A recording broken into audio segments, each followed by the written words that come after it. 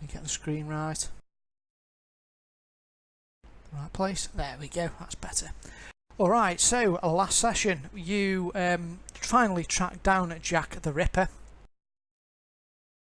who had been he'd changed his MO a bit. Instead of just sticking to killing prostitutes on the streets of London in Whitehall, he'd expanded his remit and actually started killing associates of the Rippers and killing various friends of yours.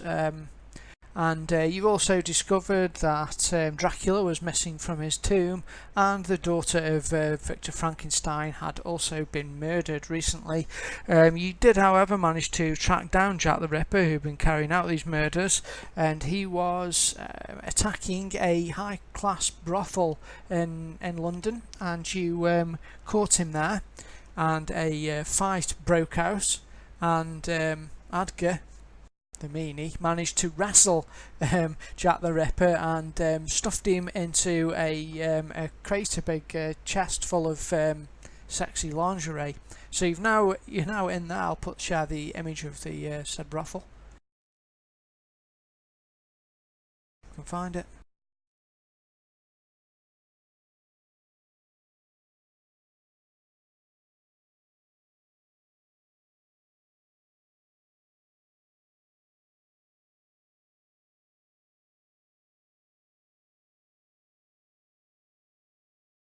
The Clarendon Club, that was it.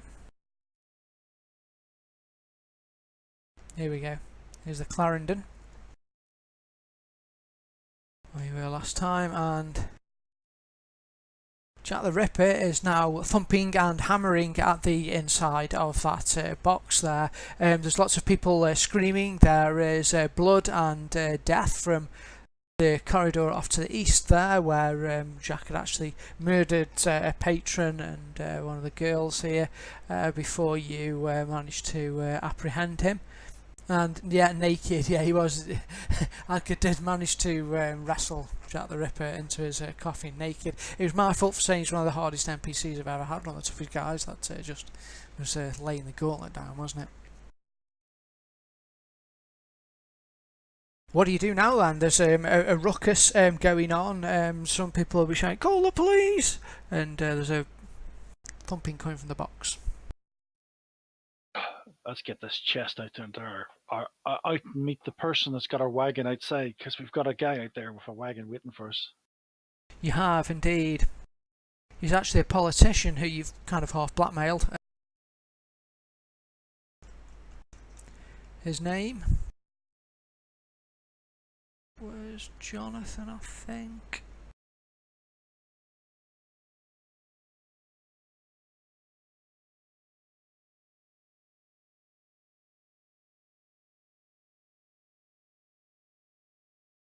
Apologies, I'm trying to find him.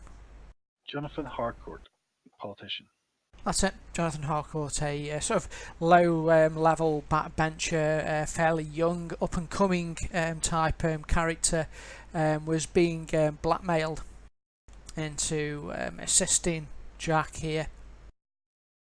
And he's waiting outside with a carriage, so you could, if you wish, carry the chest out to the carriage.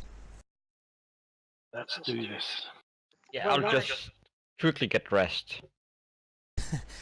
Okay, the two ladies in the room, that they say, "Oh, aren't you staying longer?" Ah, sorry, sweetheart. Have some business to attend. Oh, While they're doing all that, I'm aware that there's a couple of fresh corpses who probably have some extra cash that they don't really need, that they probably would like to devote to our cause, given that we're going to be, avenging them. So obviously, without anyone seeing me, I'll try and see whether I can find some additional funds. Oh, I see. So I'm sorry, you're looking for something to blackmail, essentially, are you? No, I'm looting the empty room. Oh, just looting. Basically, I'm hoping some money will be on one of the dead guys. All right. Well, there's plenty of distraction around, so it's quite easy for you to do this. If you want to make me a stealth roll at first to sort of try and sneak off, I'll give you +2 to it because of the There's a commotion going on.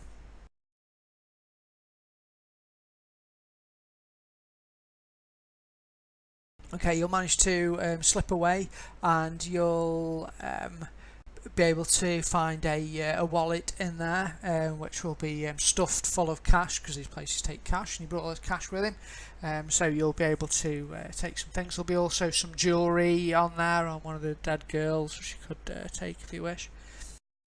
Yeah. Okay, you will stuff your pockets. Let's see, add a earring and necklace set, which is probably worth. I get confused about the value of money in this setting. One second. Have a look. Some of the equipment here.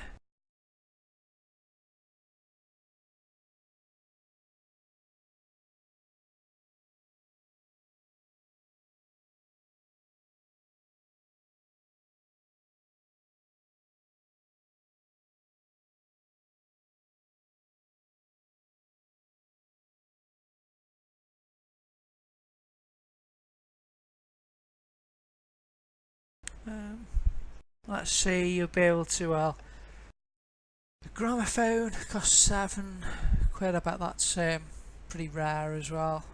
So I'm going to say you found like £30 in total on the guy. He's a rich guy to upper class sort of place, and you'll find a the earring and necklace set. It'll probably be worth about £5, you reckon?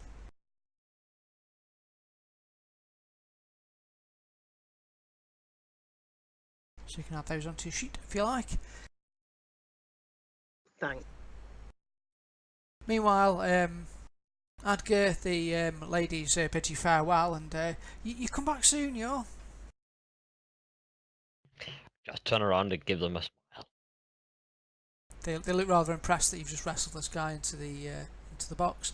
In the meantime, some other people out here are sort of screaming for the call the police. Someone will say, "No, not the police. We can't call the police." Says some others. Other guys are sort of rushing out of the back and out of the front, pulling their clothes on as they go, trying to make a hasty retreat. It's a scene of general chaos.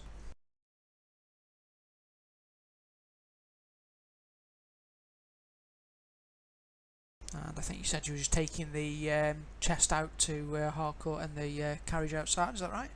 Yep. All right. So you'll between Adger and Frederick, I guess you can lift it up, and you'll take it out. Harcourt, you'll see he's out there. He's actually visibly shaking and looking pale. He looks a little surprised to see you, but you'll manage to put the chest onto the back of the cart, and you leap on it, and away you go before the police arrive. Where do you want to go to? Wasn't he supposed to be Jack's getaway driver as well? He was, but So basically, whoever came out of there, he was on a winner, wasn't he? That's a politician for you. it is, yeah. Whoever came out of there, he was on a winner, yeah. Although he maybe got the best option with you, because Jack was bribing him in really horrible ways. You were just bribing him in fairly horrible ways. Okay, so where do you want to head? You are in the streets of London. It is night and foggy as ever. Well, we've got a new lodge with a new prison cell, so I think we should go there. Perhaps we should go straight to Mina.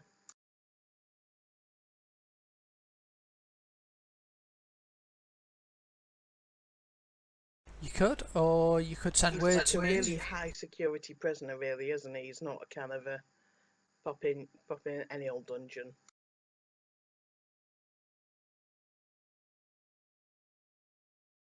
Well, up to you guys. I think Durak's AFK. I don't know what.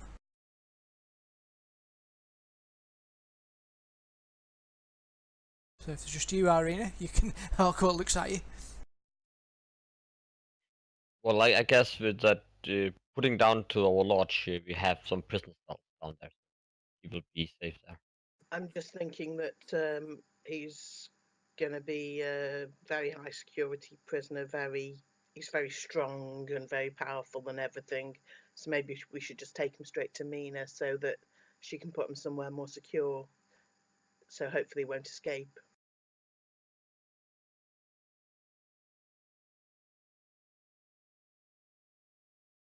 I'm fine either way, whatever suits you guys the best. Well, we could do that as well. Fine.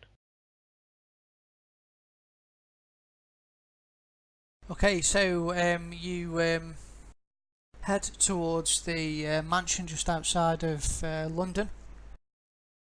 Harcourt drives the horses hard as you thunder through the night towards the Ripper's lodge.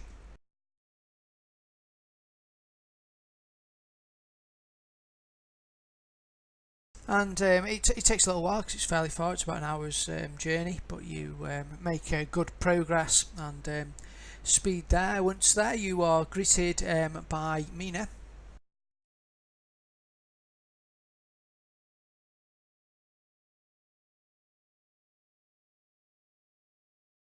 Jump down off the carriage and tell her that we've got him in the box. You see a look of shock and amusement splash across her face. You've got Jack the Ripper in a box. The box. Okay, come through. I'll show you down to the cells in the cellar.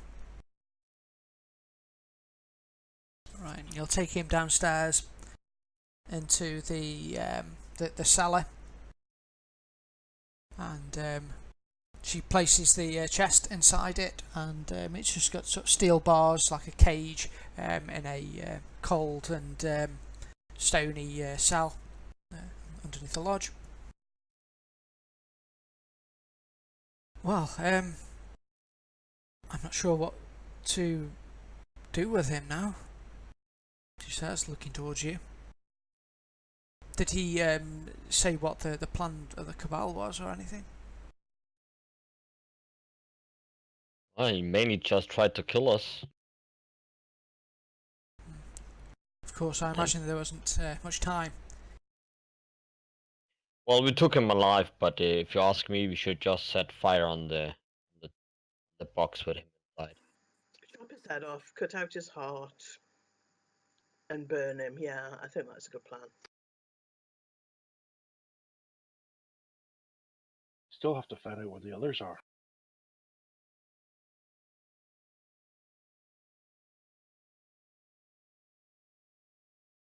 Maybe we should throw him in some kind of a cell or something, so that we could make sure that he can't escape, and we could make him talk.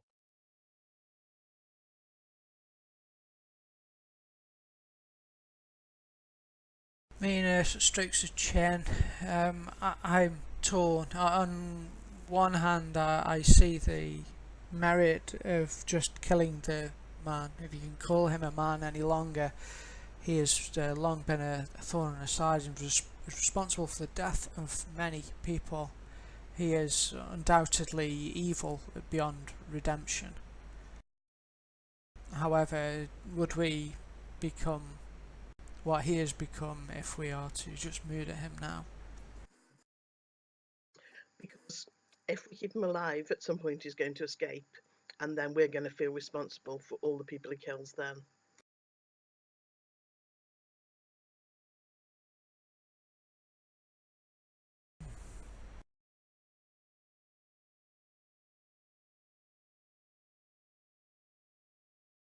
God put him on our path for a reason. Maybe we should work out what that reason is.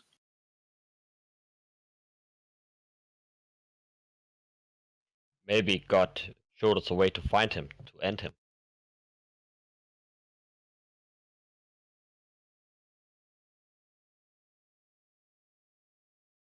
I do not know the solution, Rippers. I will leave it in your hands whether you murder him now, put an end to his evil, or we keep him here alive, but for what purpose?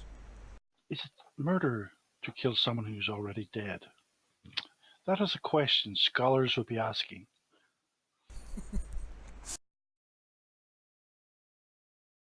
is a good question.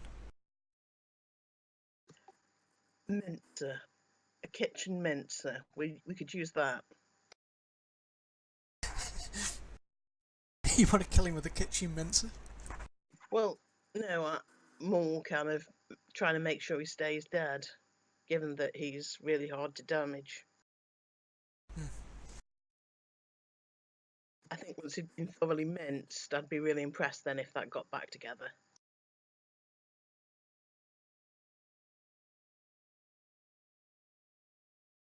What happens if the mincer just breaks and he's stuck in that machine? Yeah, this is Victorian times. They built stuff to last. None of this plastic nonsense you get today. I know, and there's no wood chippers yet. You've been watching too much Fargo, the one chip. Yeah. That's hilarious, actually. Anyway, very well. Then it appears it is decided we should end the creature's life. Simply serving justice.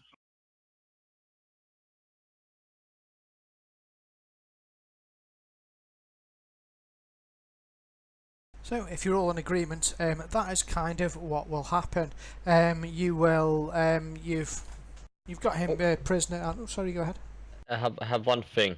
I just kick the box and I yell up loud.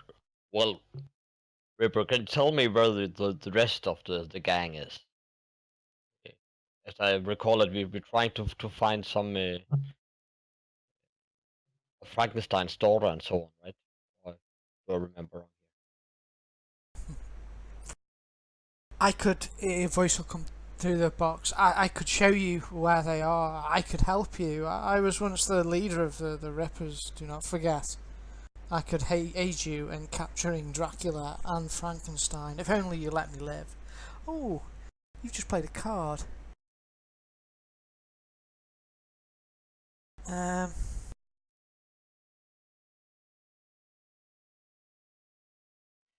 You can do only one thing. That's to redeem yourself by telling everything you know. But your life ends today.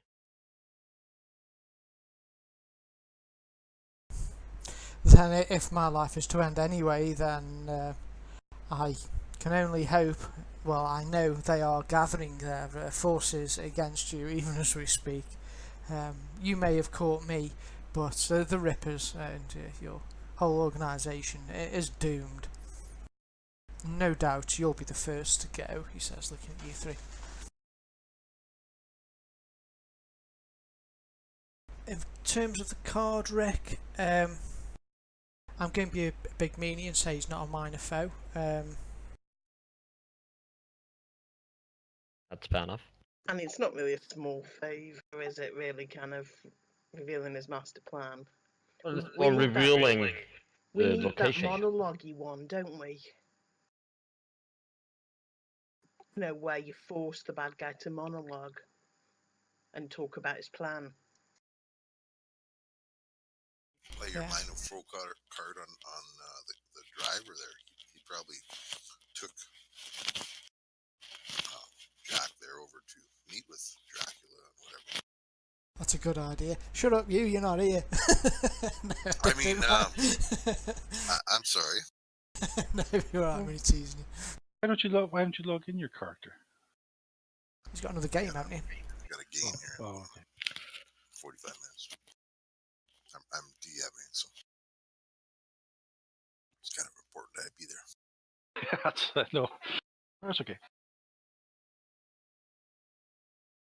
I'll give you a card back though, Rick. Righty. Yes, that's kind of where you've got with it at the moment. You could try something else if you want, or They still inside the chest, and we haven't opened it, have we? Still in there? he's still in a box of ladies' Yeah, underwear. he's giving us funny looks from inside a box. Bit like that's Schrodinger's cat, but we hear a voice coming from it. Is he really in there?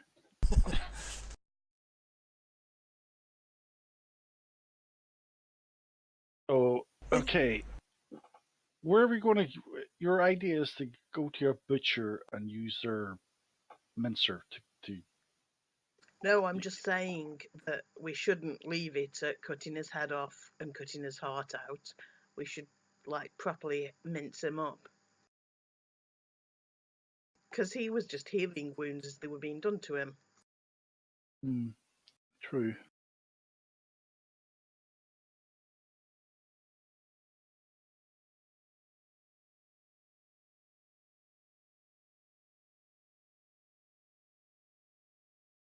Yeah, well, not. Then I think it is settled. I'm sure while he's alive, the Cabal will be moving to try and release him if they can. We should perhaps waste no time in dispatching the creature. And maybe we could put parts of him in envelopes and post them all over the world. You should save some for. Drop bits of him in the ocean, all that sort of stuff.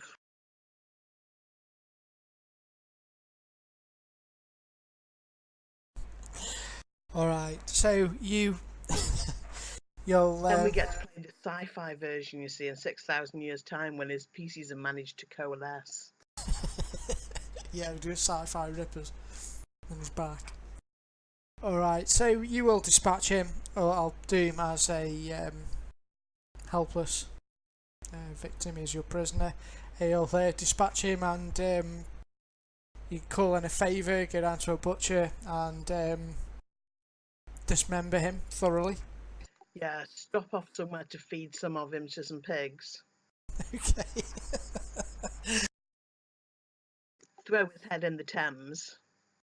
Right. After, like, totally driving spikes through his brain again and again and again. I watch her do all this and I go to myself, I must not get her on her bad side. So Irina's doing that. Are you all assisting? We're the carrier of the chest because I think it's too heavy for her. Or maybe it's not. No, I can't carry it. It'd probably be a two-person job to lug it around, I imagine. It's a pretty big chest. Well, alright, what I am going to do though is it'll spirit mail at -2 then for the general horror of the rather gruesome dismemberment.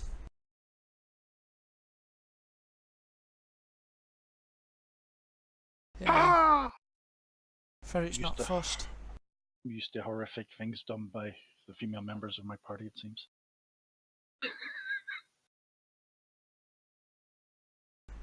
Irina, as it stands, you're going to lose a point of reason. It's a bit like a point of your humanity here, I guess, or psychology, sanity kind of thing. But you could Benny it if you wish.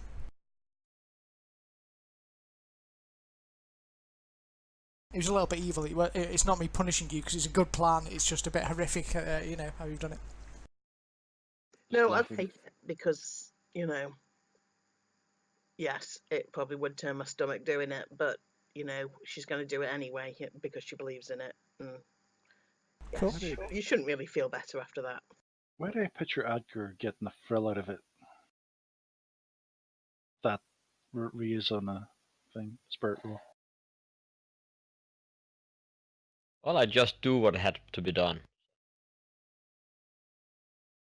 You can recover this by, I think you can get psychologists or whatever to recover reason, so not necessarily a permanent loss. You can also get a special room in the lodge. Yes, you can, can't you? Yes. I think, is there a knowledge skill for it as well? I forget now. I don't seem to be able to click on my reason to take it down. Oh, do you need right click on it maybe, or Just double click on it, and then put a loss in, because I've got -2 on my reason lost. Oh, you're at 16 reason now, you. Well, that's my fault. 1 second. Okay. So after this deed's done, the hour is late. It'll take you most of the evening to do this, and the sun's come up grimly. Mina will say to you, "Well done, Rippers. You've done a service to the whole world this evening, getting rid of the threat of Jack the Ripper. I don't believe we have any further leads at the moment, so it'll be a matter of keeping a watchful eye through our contacts and the like to see if we can get a lead on either the Ripper or Frankenstein." Oh, he did mention that they were gathering together to form a force to destroy us all, but he didn't say where. Jack came through like the roof or something, didn't he? He didn't come in through the ground floor when he came into the brothel. One of the Rippers, he did actually come in through the front door. Jack came in through the front door, did he? I'm getting ahead of myself now. You won't know. Actually, you don't know where he came. Oh, I'll just tell you. He's got an ability that means he can shift his appearance to whatever he likes.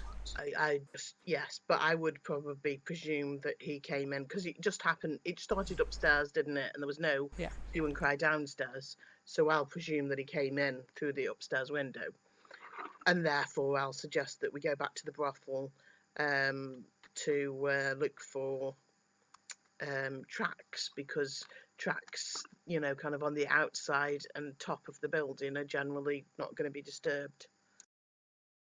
Sure.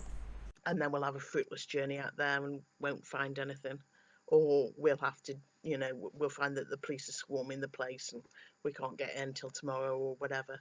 Oh, we'll just do what we always do. We turn up at where the police are, and we go, "We heard that there was a body," and they say there's no body. And says, "Oh, can you let us look around?" I think that'll work.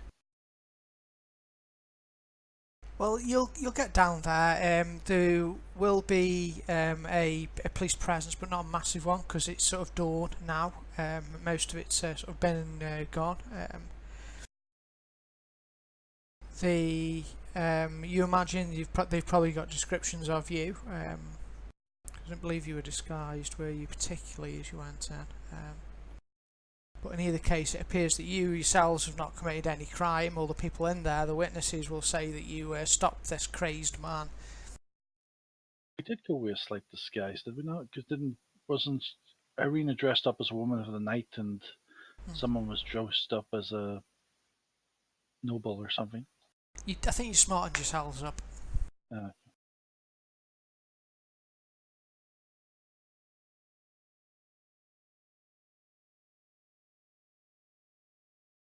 Okay, I just dress myself as a priest because, I wasn't that good at disguises. And following this, everything goes kind of quiet. The police will sort of interview you about it rather suspiciously, but they they'll interview you, and I'm gonna run that. Sorry.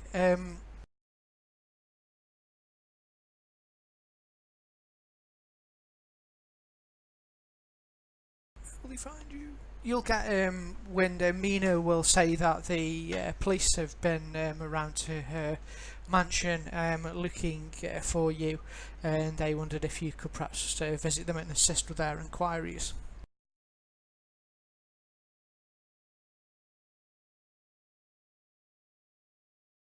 And it's the same inspector who you dealt with previously.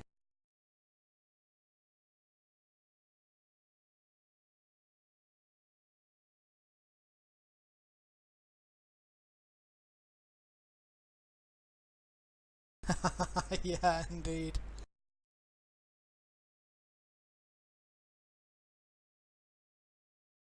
Policeman was PC Walters. Inspector Walters. Mina will suggest that she could call in some favours for you to help you sort of get around this, or you can go and see him. If you want, you can spend a favour and it will absolve you of having to go and visit the police, or you can... I think we should go see him. I would like to spend a favour due to the fact that my skill set is not to defend myself of anything. Plus, you're a man of the cloth. You weren't there, were you? Nope, I wasn't there. Okay, you spend a favour and you manage to convince them that it couldn't possibly have been you that was there, so they don't ask for you somehow. Yay. But the other two of you will head down to the Whitechapel police station. PC Walters will smile at you. I see we have cause to talk again. Please step into my office a moment. I'll say with a smile. And there's just a table on there. Anytime you need help, it's never a problem. I have, as you probably are aware, there was yet another murder last night. There are people who are extremely worried at the moment in London. There's a wave of fear gripping the people. People are scared to go out at night.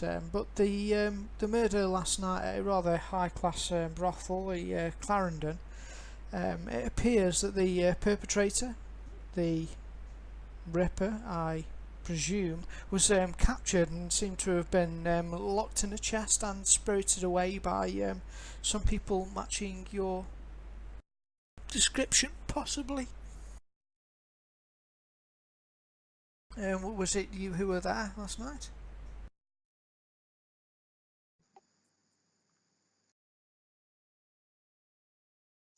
Yes, I was there.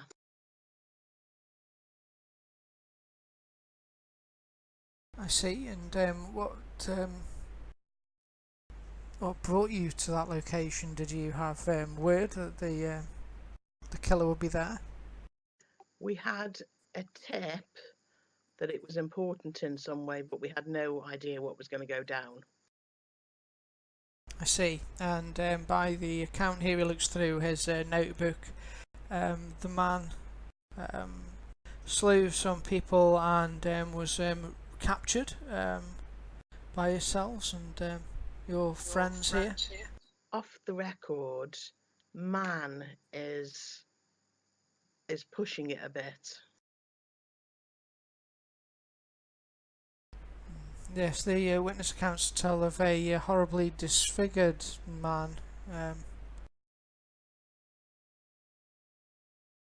However, it appears that he or it, however you wish to describe him, was captured and taken away.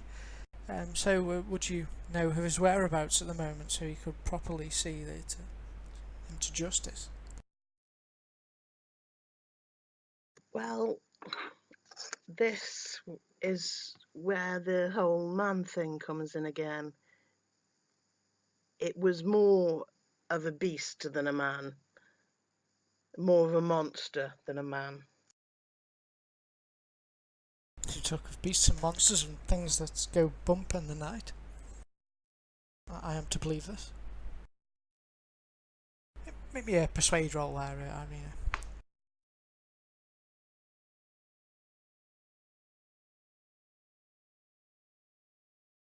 I'm forgetting you all suck at persuade. Yeah. I'm going to Benny that and give it another go. Oh, when I get a land, so I'll get +2. That's good. Oh, good call. So it's just a, yeah. Straight roll. 50-50 chance, probably.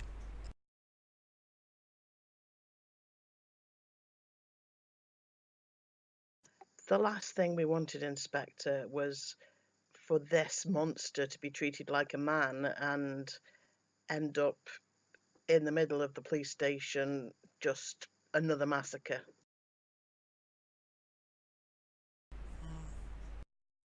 I see. He looks...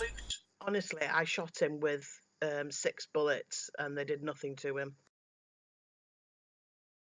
He leafs sort of slowly through his notes and sort of nods his head as if your account agrees with the account of some of the witnesses in the Clarendon Club that evening.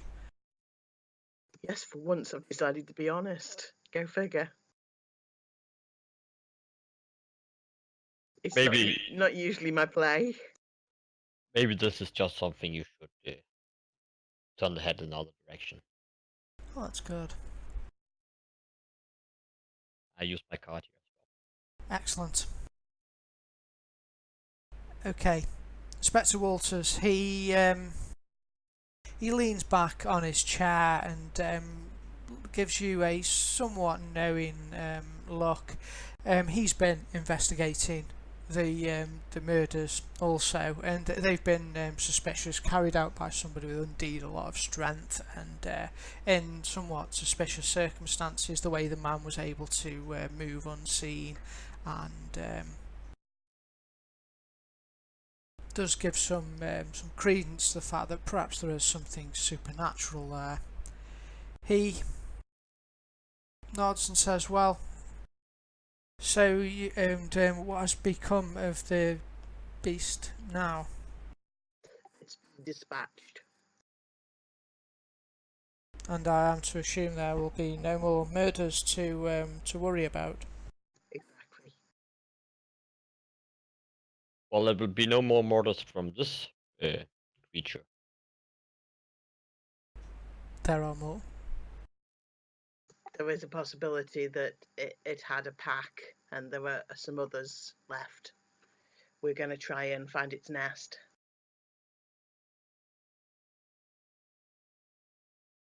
Well, I suppose time will tell. I do, however, believe you that this threat has been dealt with.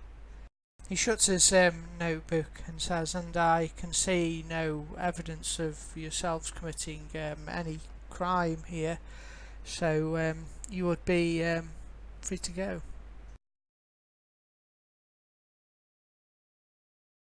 Thank you, Inspector. I'm sure you can come up with some sort of solution that puts people's minds at ease. I'm sure we can. Because the truth would just provoke mass panic in the whole country, possibly the world. Yes, and that would be the last thing that we would want to occur. Either that, or I would find myself in the asylum. Yes, none of us want to be there. Certainly not. Well, Irina, Adgar, I bid good day to you and wish you Godspeed in your travels. And I hope we do not have cause to talk again, though I think we probably will. Well, if you've got any questions, call us. He'll nod and smile.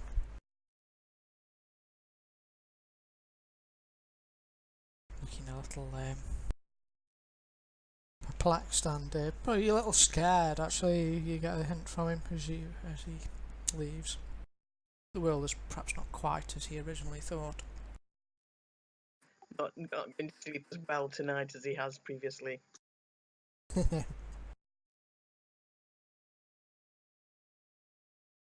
Right, so we'll probably do our attempt at tracking thing and get nowhere with it. Yeah, you do, because there's nothing there to find. It was something of a mystery how he. I'll go and ask Mina actually whether there's any properties that he owns in London. You know, anywhere that he might have used as a lair. Sadly, not that we're aware of. When he originally turned against the Rippers Society, we seized what holdings he had at that time and put them to better use. Wherever he was holding up now, I'm unsure, I'm afraid.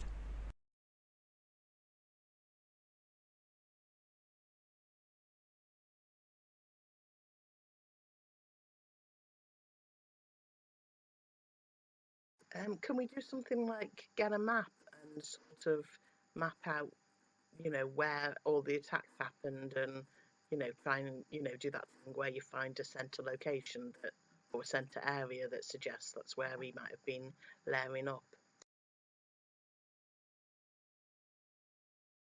Sure.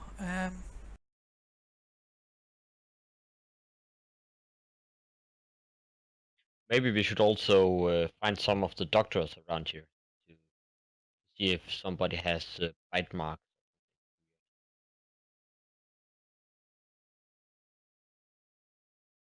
Yes.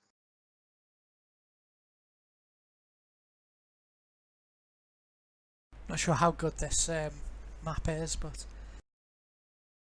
Looking great. I think it's kind of Victorian. Good from viewing London in 8 days. All the tourist attractions on here. Alright. So they're all Whitechapel, so we're at Whitechapel's in the east.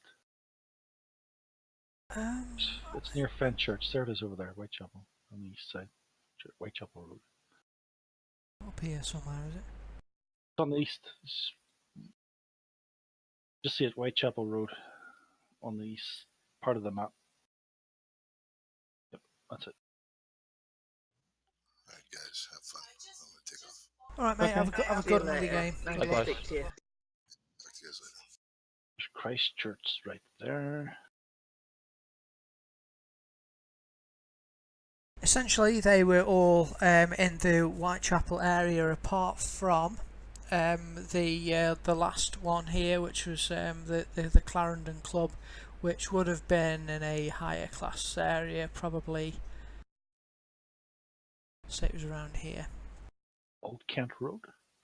Mayfair. It's only things I know from Monopoly. Yeah, you have to use the Monopoly. We need John, really, don't we? He'd have been very into it. Quite cool, this map is. I think it's got Bedlam on it, a place like that. Oh, you could also put down where your hideout is, where the Ripper's Lodge is. There's the docks. There's the river, oh, there it is. Could be anywhere really on the riverside there. I like St. Catherine's Dock. Sounds nice, doesn't it? Sounds nicely religious, doesn't it? Yeah. St. Catherine's Dock. Okay, that is where, yeah, London Dock. Okay, so you are on St. Catherine's Dock. And Durac, I'm going to reward you a penny actually, retrospectively, for your... I'm going to give everyone a penny actually, because that was cool. So far.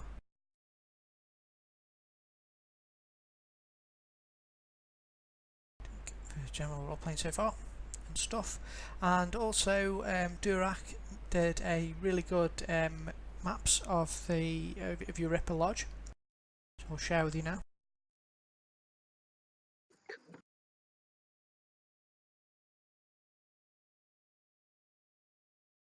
If you can find it. So it's called Docks. Oh, there you go. So you got the cellar, the first floor, the ground floor with loads of space around it, so I can have vicious people attacking you. And the second floor. It's really cool. I love how he's got the. Yeah, that's excellent. I think we've got little beds. Mine's the purple one. We've got the meeting room and everything. You've got space to put the other little rooms on. And we buy them. You buy them. A dining room for entertaining people.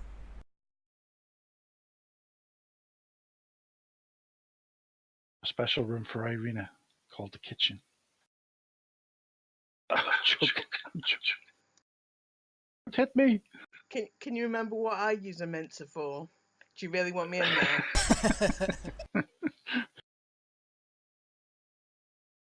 The eyes don't see. The stomach doesn't care. And I love his chapel. He's gone to town on the chapel. He's got even got a little organ in there. Everything how cool is that? So we can play it manically at night. The Phantom of the Opera sound. That's it.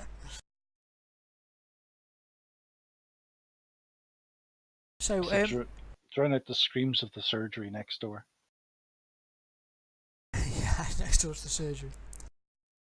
Mina will, well, usually most of the Rippers, different Rippers groups, all act as like independent cells, so she won't have told anybody about your lodge, where it is. It's a secret. Whether you want to inform people in future, that's up to you.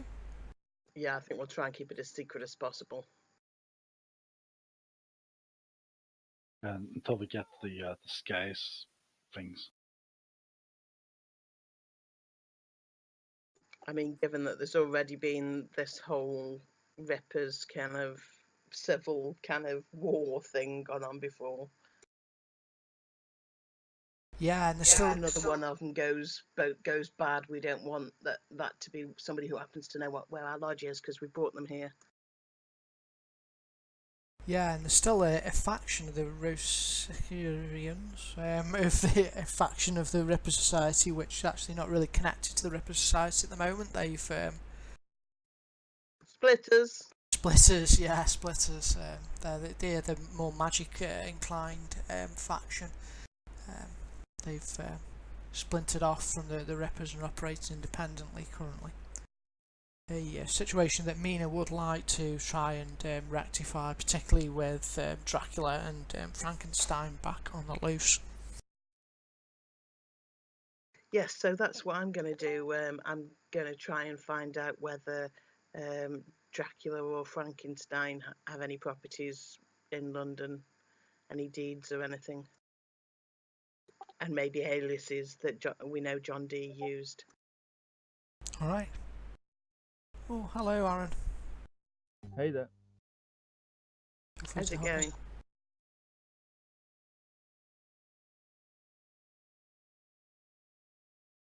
I think he's alright. You've not missed much, Aaron. Jack the Ripper's been put through a mincer, literally. And, Cool. so hopefully he's not coming back. He's in lots of little pieces, fed to the pigs and stuff. In the wood Yeah. chipper. Rena lost her reason doing it. Yeah, only a bit. Yep. A lot of spikes involved. You shall not return. That's what I pictured was happening. Right then, Irina, if you'd like to make me perhaps Yeah, an you will have investigation. had to been dousing it with holy water while we worked. Yes. You've got your own holy water factory now, I think, haven't you? Yep. Chapel. I'm going to bury that. What's the roll for? Just trying to find leads on Oh, okay. Frankenstein. Property leads. Yeah. Oh well, it wasn't supposed to happen. It's a good idea. You find that with them both being vanquished a while, years ago, a lot of their properties had already been redistributed to various locations. The Rippers had managed to acquire some of them and the like, including Castle Puneri, I believe it is, which is Dracula's castle, thought to be. And that was that you got a message as well at one point saying, remember Puneri.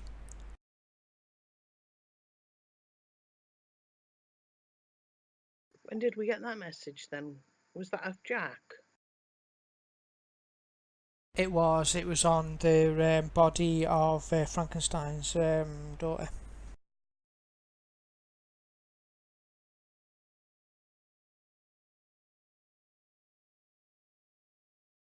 So sadly, the trail goes somewhat cold, and the days kind of turn into weeks of quiet. You get the chance to rest and recuperate, so you're all back up to full if you weren't before. Decorate, you mean? Decorate, yeah, you'll be able to put a lot of time into acquiring books to the library and all that kind of thing. Get your room looking nice. Oh my god, there's two Jonathans! Who are you? What have you done with Jonathan? Shoot him! Sorry. Yeah, why is there two Jonathans? Why is one of the Jonathans not speaking? I'm speaking. There's actually on my character choices. There's 3. I'm just making sure I get the right one.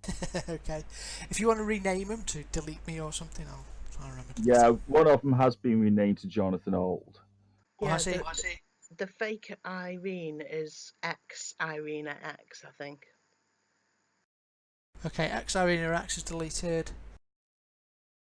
I've deleted Jonathan William Mould.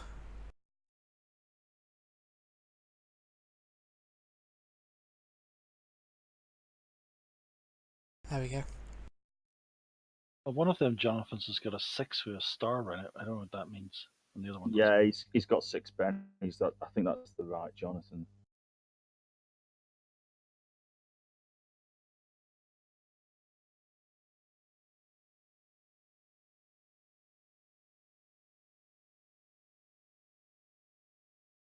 There you go. There's a Jonathan wrong now. That's an old Jonathan, as far as I can tell. Cool. Okay, Jonathan Wrong has gone. Yeah, so it's Jonathan 6 pennies is right because he's got more X. He's got more XP, so he must be the right one. I think I just gained loads of pennies in the last session, but and didn't spend them. No worries. I've put you back to normal. You can give me an adventure card though. It's just want. I think I should have 2 adventure cards because I'm seasoned.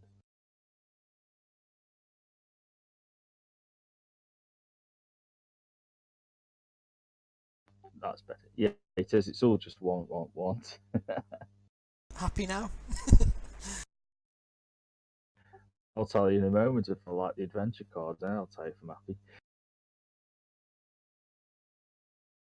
I'll be sitting in the meeting room where we're meeting. Discuss our next plan.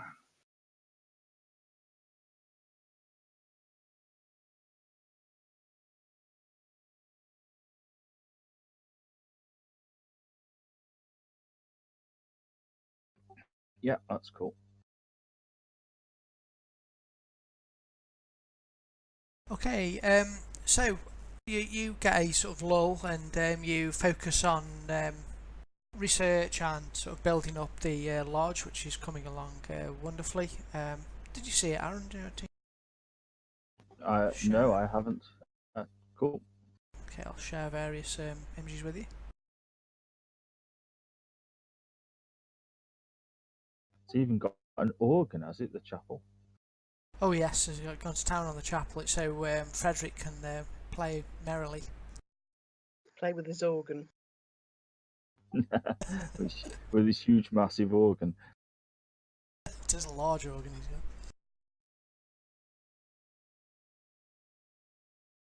got. Anyway, okay, you get well, she'll come round. Actually, being a Harker, will visit you because she'll know of the location of your lodge. She comes round to sort of admire the place and is really pleased at how well it's coming on. I'm sure this will be a great asset to us. And I come for another reason, she'll say. A member of the Rippers, a trusted member of ours, a Ripper Tech scientist by the name of Oliver Formby.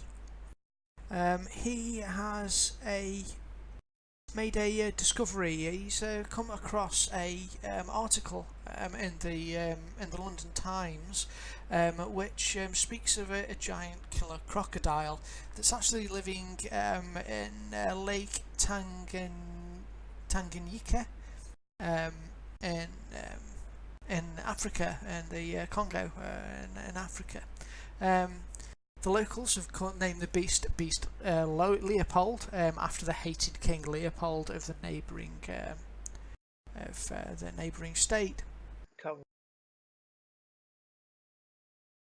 Formby, sorry, it's.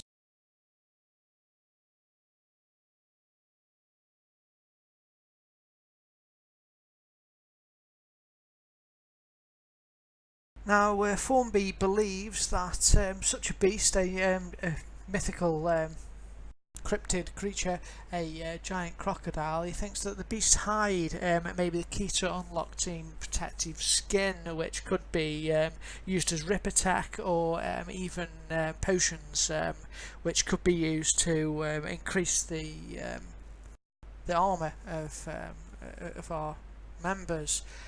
This would perhaps be a great asset to us if we could acquire this, and would help us in any future endeavours that we do. And I wondered, seeing as it's been some weeks without lead, whether you'd be interested in investigating this. Absolutely. But you asked us to go to Africa, find a big, large crocodile, and cut it up. I believe so, yes. That's fine. I'm done. We'll have to have Pierre with us for the skinning. Yes, of course, of course.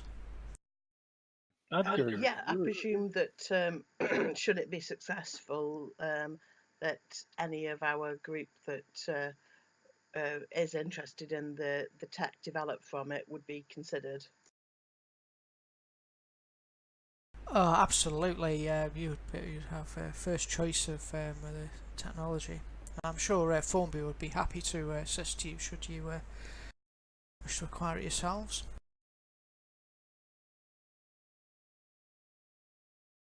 If any of us any good at cutting up,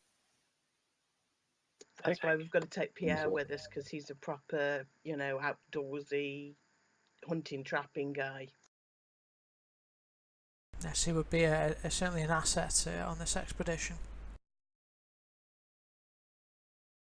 Well, in which case I can give you Formby's details. However, she'll sprawl out a map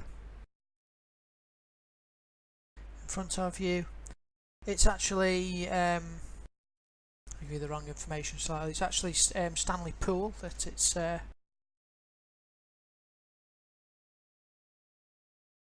Is it Stanley Pool a peer person or a... Oh no, sorry, it's a... It's a lake. Oh, like, okay. Apologise, I'm completely wrong. It's Lake Tumba up here, which is on the border of the French Congo and the Belgian Congo, and the River Congo is actually the sort of dividing line between the French and Belgian areas of the Congo. It's likely that your best route would be to travel up the Congo through the jungle there, and yeah, to reach Lake Tumba and investigate whether there's any truth to this story. Never get off the boat. You perhaps also need to acquire a guide of some sort. I believe it's quite an inhospitable region of the of Africa that you'd be going to. It looks like a long walk. No, it's not going to be a walk. We're going to go up the river in a boat. Oh. This is going to be a long boat ride. Yeah, Heart of Darkness style. Heart of Darkness style, indeed.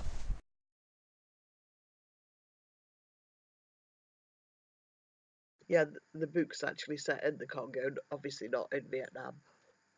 Oh, is it? I've never actually read Heart of Darkness. Yeah, it's like published 1899, and it's he goes up the Belgian Congo. Oh, does he? Oh, exactly where we're going. Oh, right. Exactly. This is the river journey he does in the book. Yeah. Oh, I wish I'd read it now. I bet it's an audiobook somewhere. I might have to listen to it. Anyway. It's a really good book. I just want to point out this part here before we go in the river is called Shark something. I don't like it. I don't like it a lot. Where's this? It's where it says River Congo. Just below it says Shark Point. Oh yeah, that'll be alright, surely. What's not to like? There's a place called Banana just north of it. The ships will usually travel straight to the city of Bomber, and hopefully from there you'll be able to acquire a guide and transport further north. I believe your benefactor may be of some assistance to you. Yes, excellent. Lord what's his face?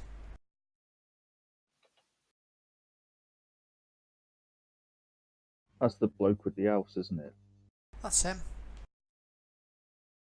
Um, I think Irina's got him wrapped around a little finger, if I remember correctly. Yes, I was just about to say my manor house. Yes, your weekend house. Certainly getting there. I look nice in black. How long will it take us to ride down here on a big ship anyway? Because I don't know that this is. It will take a while, yeah. It's going to be a few weeks' travel. Yeah, it's weeks of travel in this sort of day and age, isn't it?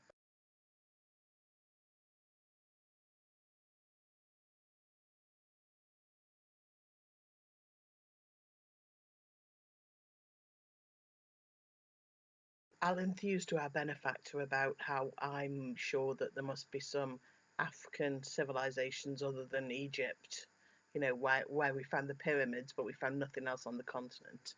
So I'll say that, you know, I want to do a bit of, which I do, want to do a bit of looking for tombs while we're there. That sounds a splendid idea, and I've been looking forward to you leaving the English shores and taking the adventure further afield. You know, it's not a good thing when a guy you're trying to wheedle into marrying you says he's been looking forward to you leaving the country. Yes. I don't think he meant it in quite such a fashion. I only wish I could be accompanying you.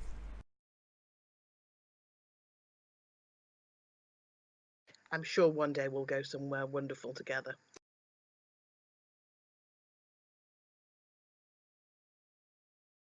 Perhaps you could take me to Egypt one time.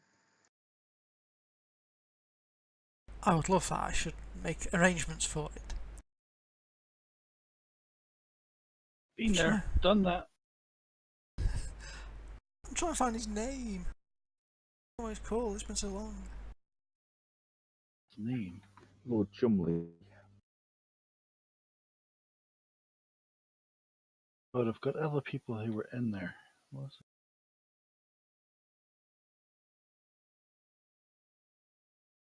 Lord Banks. That's him. Sir Banks. Sir William Banks.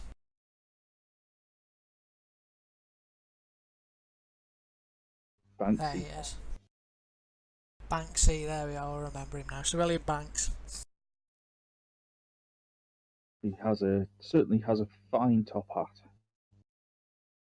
He does. He's a very distinguished gent. Alright, so you can, with the backing of William Banks, you'll manage to acquire a ticket to sail to Bomber.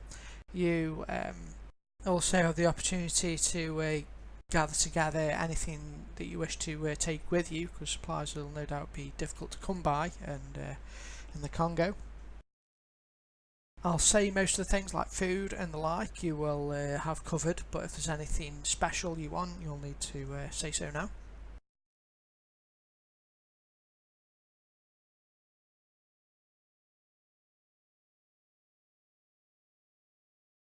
Alright, I'm just can't thinking think. what we might find helpful when we're trying to hunt and trap a huge alligator.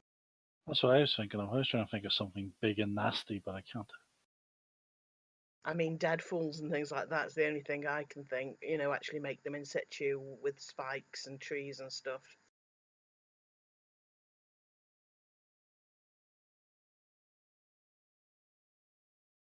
What about a man mangler thing? No, that'd be too small, wouldn't it? What about bear trap? I'd have bear traps back there, wouldn't he? Yeah. Sure, bear traps exist. Elephant guns and the like. Yeah, elephant guns is a good one for those that shoot. think. Yeah, we should maybe pack an elephant gun each. Well, What I've about got. a portable cannon?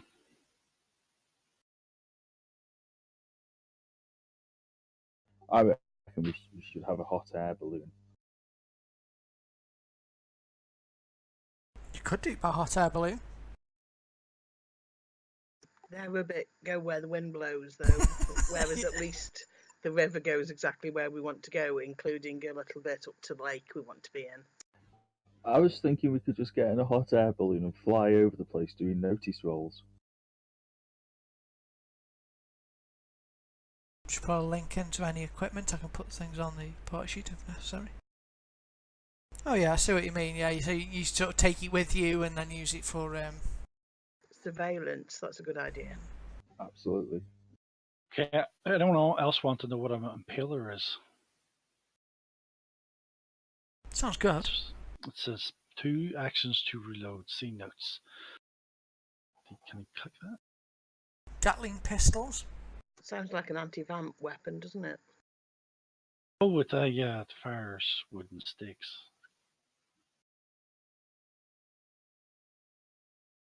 How many elephant guns are you taking? You've got actually, rather than elephant guns, in fact no, elephant guns have got the range. You got the elephant gun for the range, but you've also got the blunderbuss for when it gets close and personal. Take one of each for every person then. So 4 blunderbuss, 4 elephant guns. Well, you got to go prepared.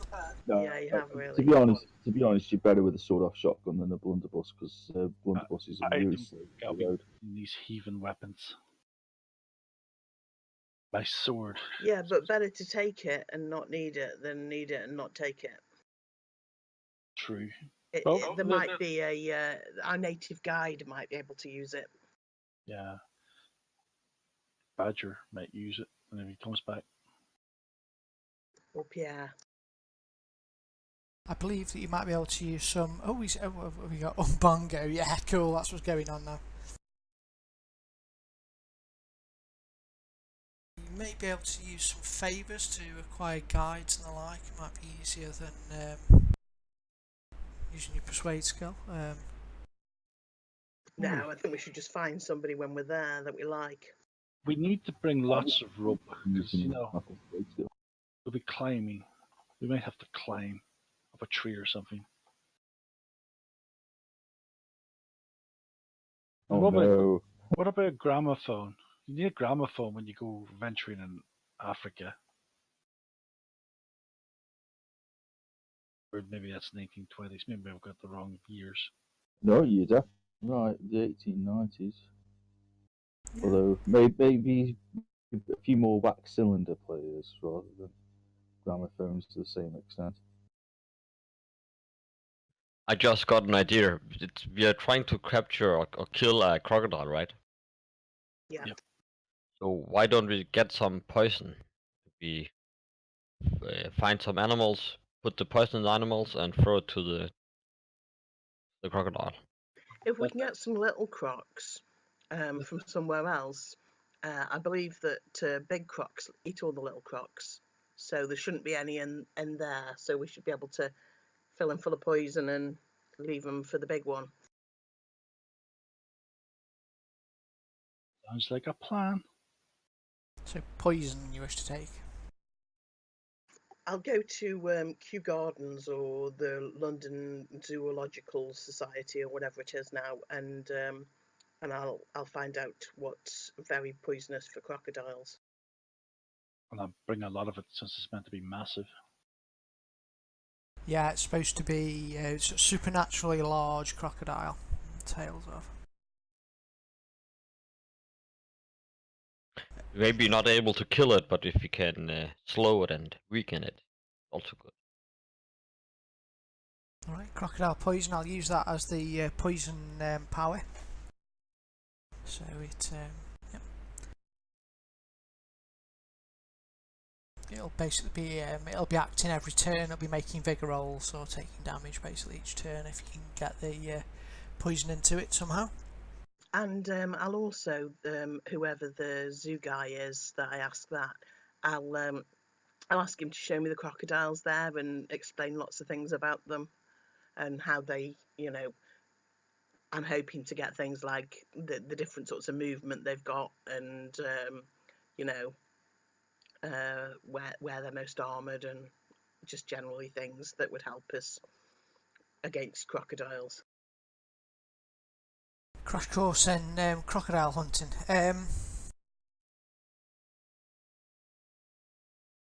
Asking the zoo guy, aren't you? Didn't used to have like hunting clubs in London though? I'm thinking more that that he's going to warn me that slow kind of on their belly walk that they do isn't their maximum pace, and that they get up on their straighten the legs like foxes or something and run quite fast. Because I don't really want to be surprised by how fast it can be. Okay, good call. I like this. I'm just trying to think how to play it.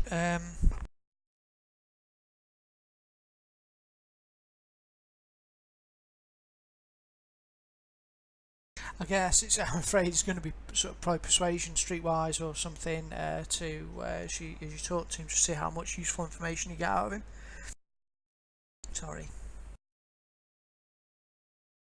I would have thought it's more likely to be persuasion. I can't see you're going to get a lot of streetwise about how to take the speed of a crocodile in London.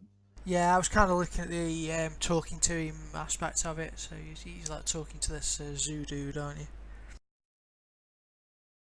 You'll get some information. I'm not going to give you a sort of failure for it. He'll tell you about it, but how much information he gives you about actually hunting them, because he's a sort of conservationist, I guess. I'm going to play that angle on it. Yeah. No, I want to know from him not how to hunt them, but how something about them as animals, because I won't really have come across them before. Sure. Okay. All right. Yeah, I'll give you some basic knowledge of that. With a successful raise, I'd have given you more info. But and also these aren't normal crocs. These are supernatural guys that you'll be that you're trying to find. But he will give you information about how they hunt and general croc info.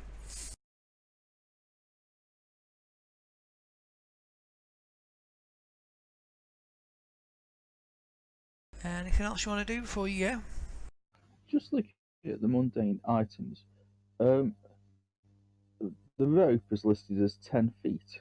Really, that's not a lot of rope, is it? No, it isn't. But per 10 feet, you'll have to have quite a bit of grid of it, wouldn't you? So, do you want 100 feet or something? I'll give you 10 of them. Yeah, I think that's probably the best. Yeah, 10 foot's not great, is it? It's not going to get you very far.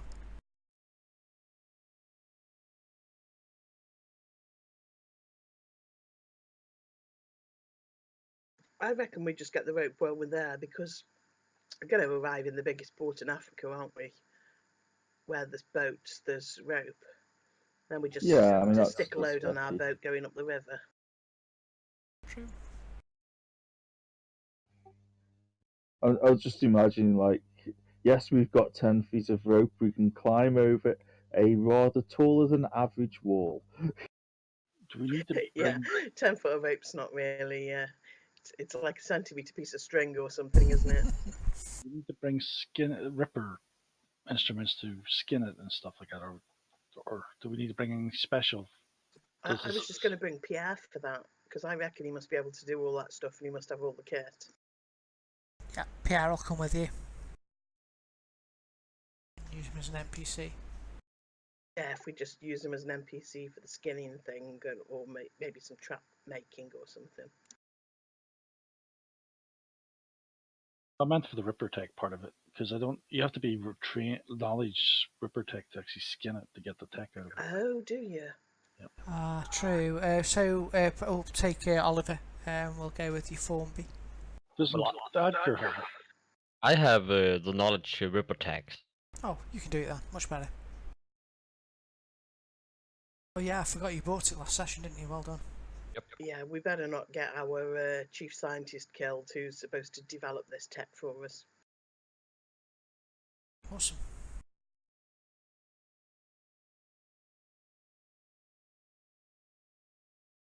So I think you're looking kind of about ready.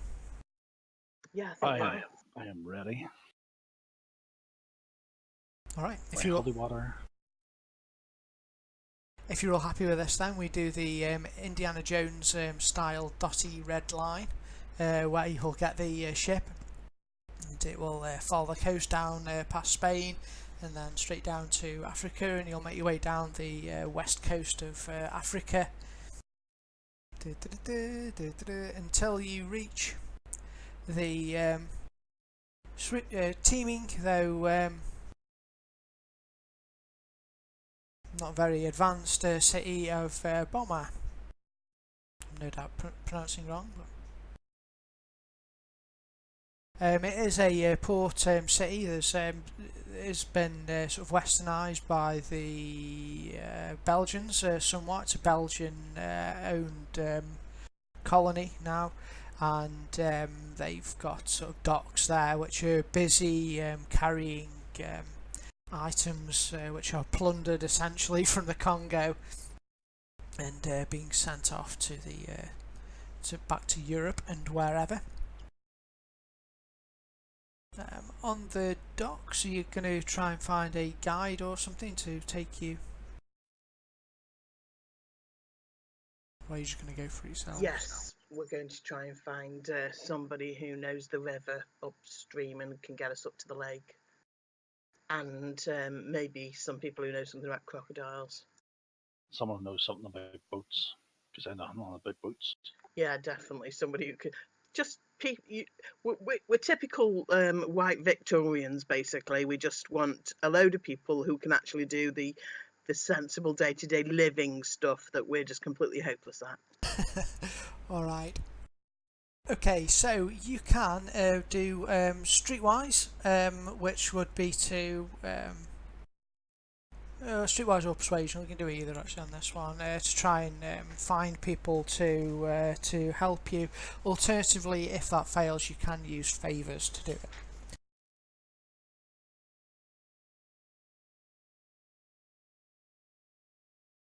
Oh, Jonathan Williams has got streetwise. You hit the streets trying to find someone who can speak English and who is in the know. Irina goes with you though, and her silky skills manage to find a man called Shadrach. Yeah, I'm just shouting at people, say to make them Sausage, egg, and find chips. Do you speak English? In all fairness, I can shout at them in French and Latin as well, so I'm not a total heathen, so I can shout at them in 3 different languages. I can go to the local church and see if I can get someone there to see if they know anyone who needs some work. Plenty of churches here though, but none of them will be Church of England, I imagine. They'll be Catholic churches. There's always a problem. The wrong type of Christians. But they still might lend aid, you never know. Yeah, out here, Christian is Christian, isn't it? Really, they might, do you a favour. All right. Well, I'll deal with Irina and Jonathan then, who've gone off in search of a guide. You do find a man called Shadrach. He is a fairly short guy, fairly barrel-chested. He's bald-headed and got a stubbly beard. He's dressed in sort of trousers and fairly Western clothes. He will say, I could lead you up the Congo, though it is a difficult trip. There are many waterfalls we would need to walk around. We would best use a canoe to get us up there, so we can pick the canoes out of the water and carry them round and continue onwards. But this can be done. I've just got a last minute I've just seen dynamite basically when I'm kind of finding my elephant gun, and it's just looking like a really good idea. Yep, that's fine by me. You had plenty of time to organise yourselves before you left London, so I've got no problem with that. Okay, I'll take a case of dynamite then.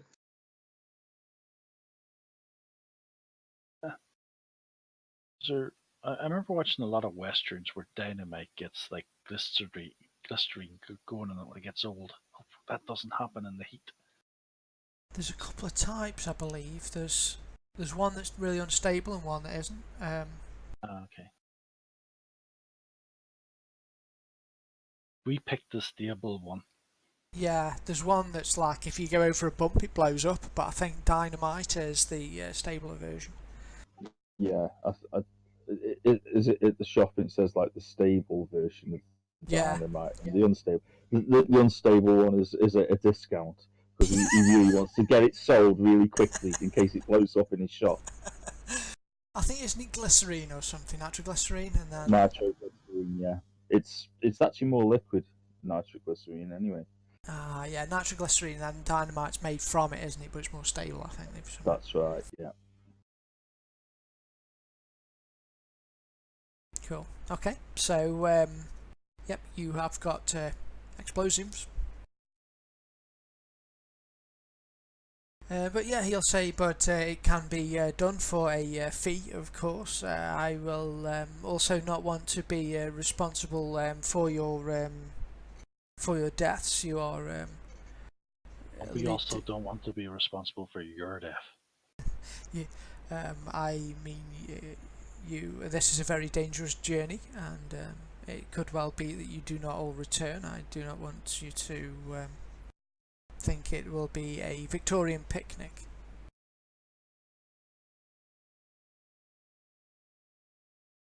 Can you find some men who could trap small crocodiles for us? Of course, this can be done. We wish to take crocodiles with us? No, we just wish to catch some before we get to Lake.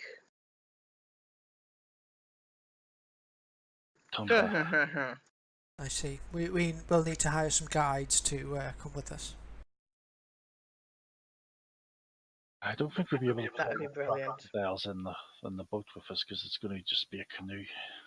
No, I know, but that's why I'm saying when we get up there, before we get to the river, well, when we're still on the river, we need to catch some crocs to take up there.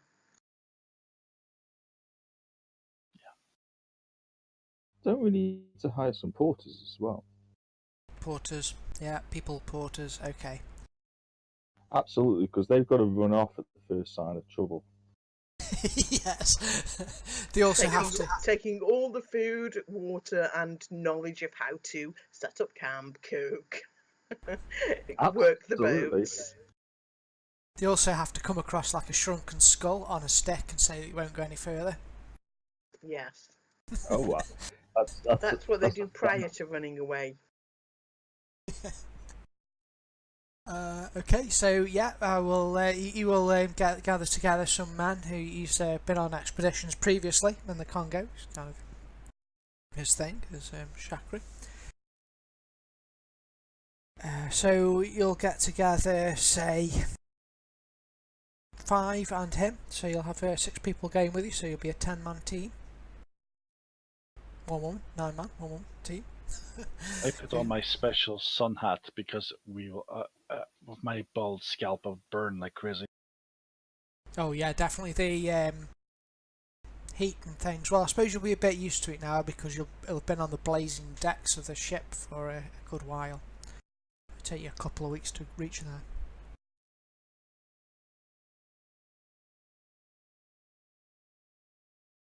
Picture one of them big black hats with the biggest rib you've ever seen.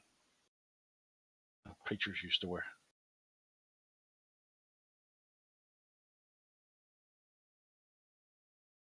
Solomon Kane style. A big Puritan style hat. Is that what you mean? Yeah. Witch Hunter hat, yeah, that's what you want. See what this looks.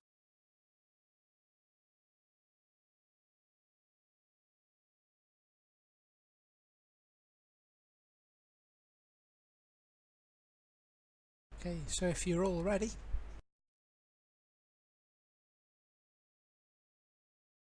Continue. I've got nothing extra to do before we set off.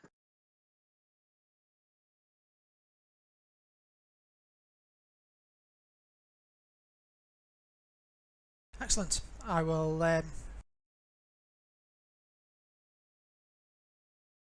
begin then. So you'll have gathered together canoes for you. You'll have got some funds from Lord Banks.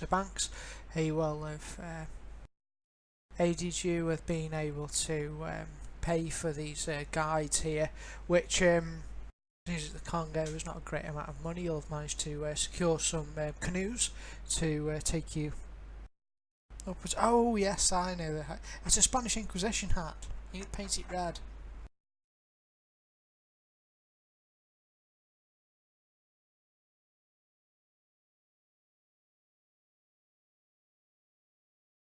As you set off then from Bomber, you'll begin sort of paddling up the Congo. It's very wide and slow moving at this point. You will say there are many falls that we will need to go around. This will be a difficult journey. We will all need to assist.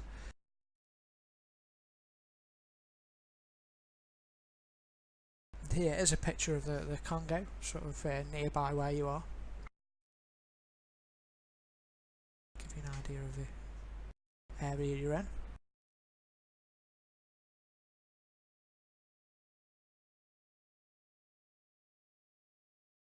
And so making your way up, it's really sort of arduous, hard work when you're going around the waterfalls, at least. While you're on the river itself, because it's so slow and sluggish, it's quite easy to paddle. You're not really fighting much of a current. However, you'll travel for a few days, and everyone make me a vigour roll, really, because it's quite a difficult journey in the heat and like.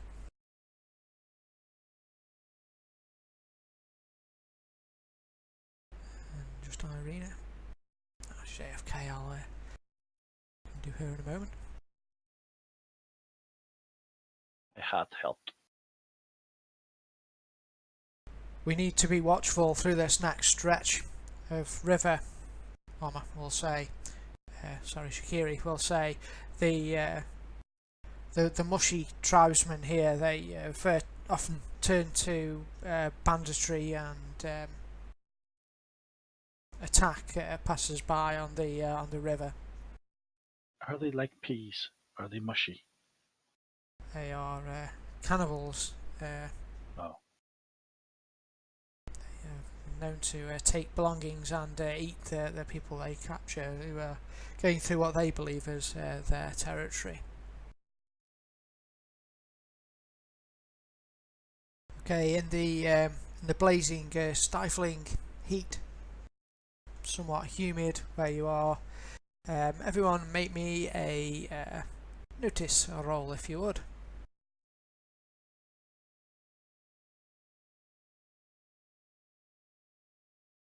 Wow. I've only got dice 4 in that skill.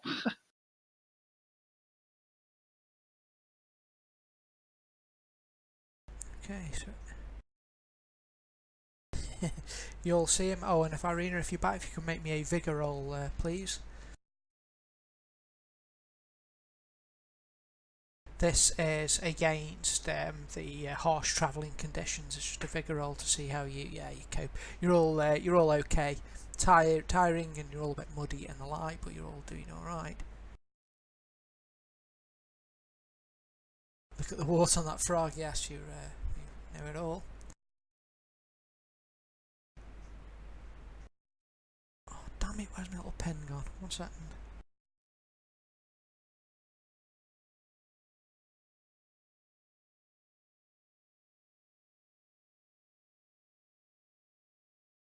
Oh, Jonathan has to just be different, doesn't he?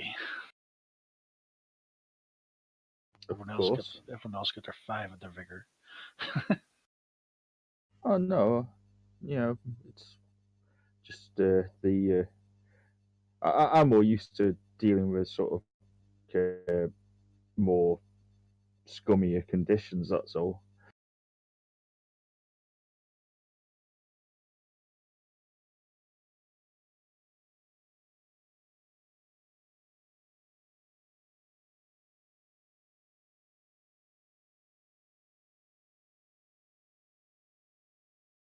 Might as well close down all the pictures so I can see this now.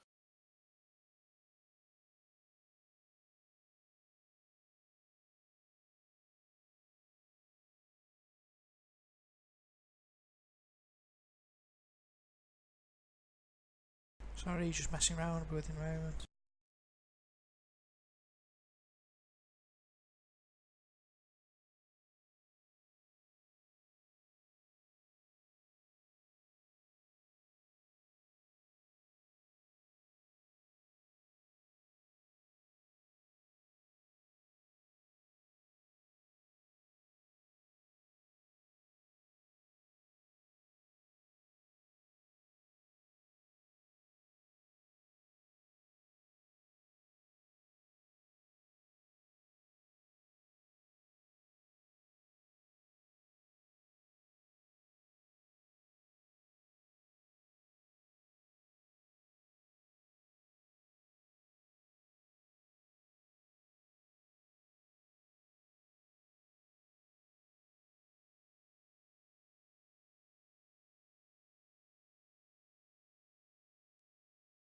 You know, I just worked out something that I would need on a boat that was going up a river. I call it a shield. A 1,000 darts and arrows aim at you. Far off, because you, as you approach, you see a rope bridge up ahead, a large rickety-looking bridge. As you get closer, you see figures begin to run out from the side of it, and these are tribal-looking, ferocious men. Shakiri will cry out, "Mushi, take cover!" You'll see they have spears, bows, some of them, clubs, and yeah, they don't look friendly. They sort of raise their bows towards you to try and shoot at you. I'm going to drop it in straight into the first round. And of course I roll like a joke. Sorry. Okay, so the you get bow fire comes down at you.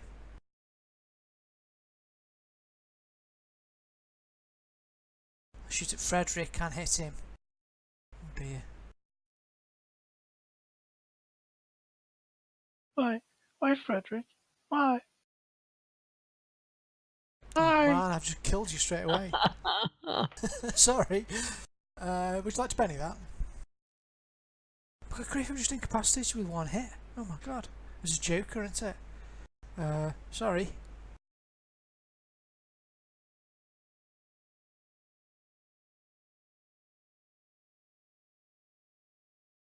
Oh, well done. Okay, removes all wound if shaken. Right, okay, the only thing about this is you will take the wound and then it goes after, so you'd still need roll on the NCAP table, I think.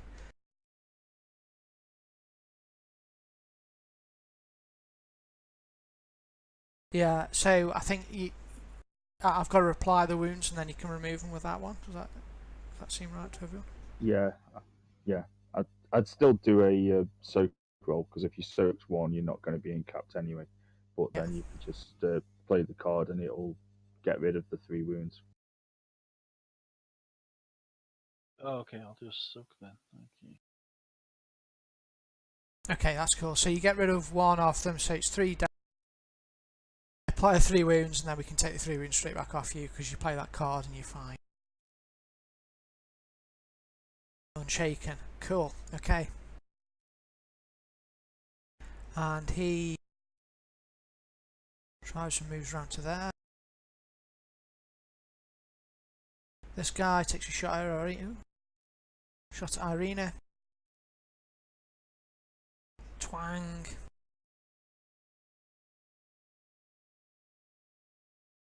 You guys are badass. Oh, a wound on the rhino if you want to. Easy.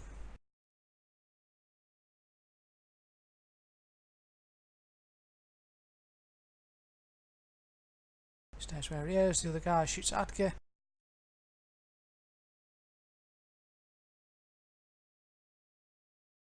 It's my revenge against Rick. Oh, no, it isn't. Shaken. And finally, this guy is going to go at. He doesn't like priests. So, oh, he hit. Oh, because the Joker bonus. Damn it.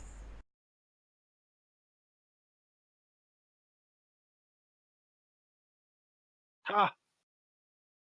Trying to kill me. I will. I think. Does my thing do any?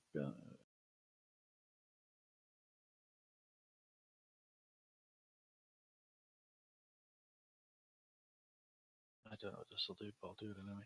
I will cast armor, because that is what I do. I can't really do anything else.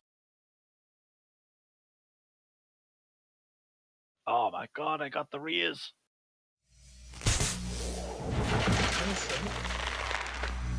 Yeah, and so. Have you got the effect, or do you want me to put it on? I think, did I just put it on there now? I clicked the button. Got Yeah. the chart up. I think you might need to drag it. Was it drag?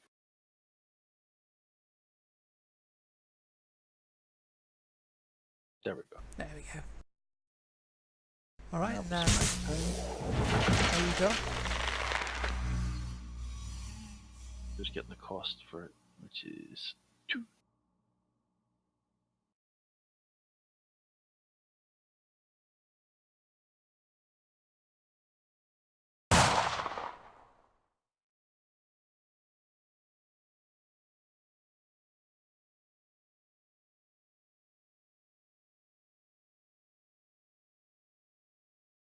You strike the guy in his side. Shoot the other pistol. Oh. Just put a scratch on the other one. That's me. Okay, so how deep is the water and that? The water's pretty deep. It'll be swimming.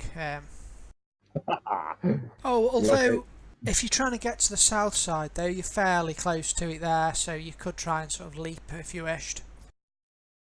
Yeah, that's what I'm thinking. Be an agility roll if you want to try and jump it. Yeah, I'm gonna jump it and try to just close in with number 38. I'm not gonna. I might. No, I'm not gonna attack it because that's gonna. In fact, yeah, I will. So it's gonna be double action, isn't it? I'll use the jump as part of your move. It'll just Okay. take some of your movement up. Skell's excitement. This means you're going to jump into a Skell crocodile. Okay, you can sort of jump to there if you want. I presume you're just on the edge of the riverbank there. Absolutely. And I'm gonna attack number 38. Alright. So sword first.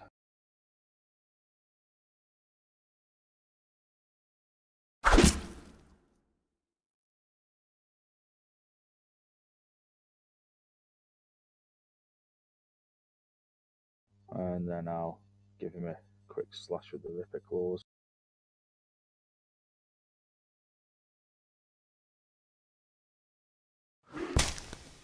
That's a hit. Excellent. Okay, your claws lash into his stomach, pulling out his entrails, which fall onto the floor. He dies screaming in agony. Okay, so how far did the move count as a jump? That was 2, wasn't it? So Yeah. 3, 4, 5, in fact 6. Of that guy there, number 91. So I'm going to be distracting him because I'll be in his face. Good call.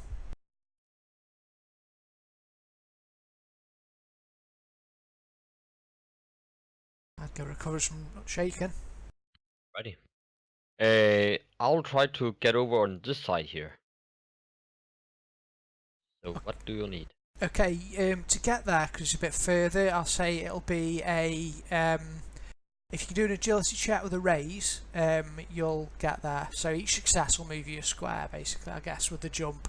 Otherwise, if you can swim, you could swim it, but oh, I hate you. Okay, you leap majestically like a flying gazelle and land on the other side of the riverbank there.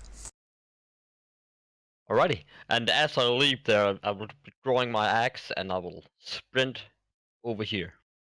Awesome. Okay, yeah, you can make that. Guess that's a -2 then, right? Yeah, if you're drawing and yeah, whatever. Yeah, I guess.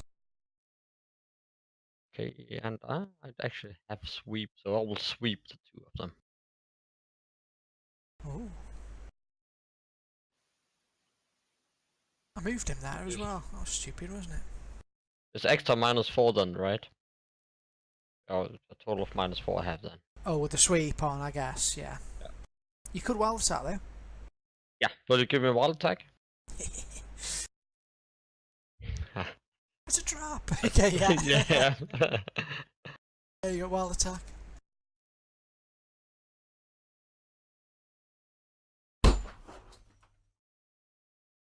So that's a 5. Sadly, he's on 6s to hit him. Well, I'll use a Benny. Okay, just one off. That gives me +2, so I only have -2 now. Oh, you've got a lamb.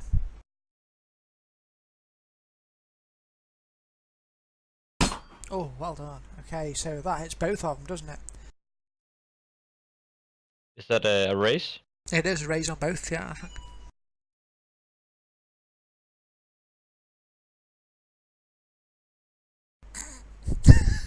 Alright.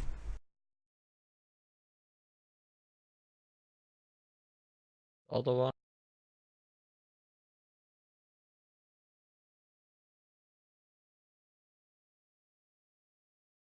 Okay, the one on the left there, you bring your axe up in a vertical motion and just cut the front of the guy's face clean off, and then in a big arcing motion you bring it down into the neck of the other one, the shoulder and neck area, and they both fall to the ground. Sweet. That's my turn. End.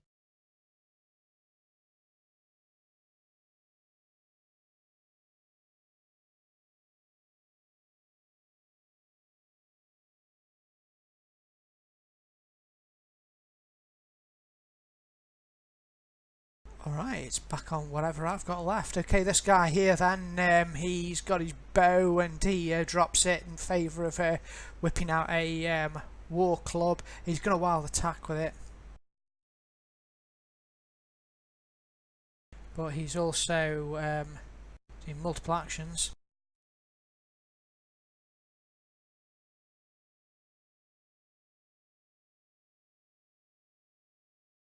Swings it at Jonathan's head and completely misses. This guy comes to the edge of the bush there and sort of leans out and looses off a shot towards Jonathan, which actually hits you.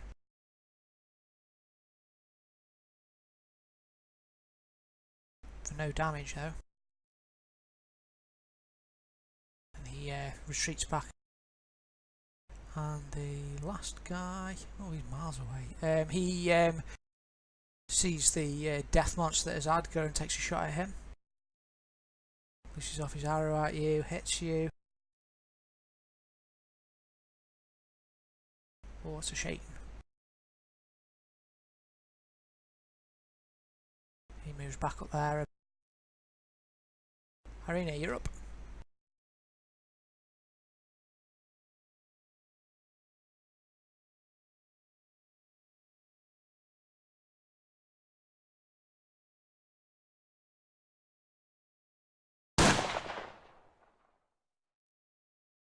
When's our boat move forward? Good point. So you move there. Okay, shake one of them with a shot. Actually, if we're battling the current, it's probably more likely to be moving backwards. True, I'll perhaps move it back next round then, so kind of glides for a bit and then start moving backwards. It's a miss. Do you want to Nope. No, that's it. Okay, I'll attack number 91.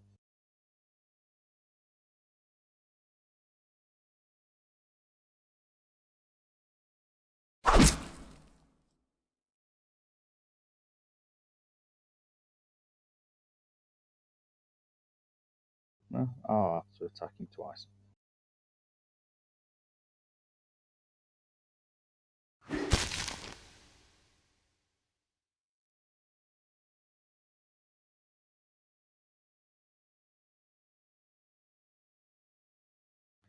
And I'm going to chase after number 5. Is that difficult terrain there partway through?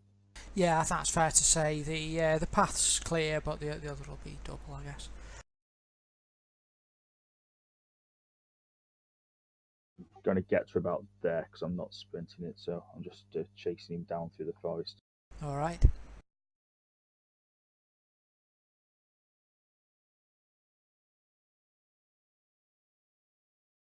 Alrighty, I'll try to follow up here, capture him. Do you still want wild attack on? Yeah, why not?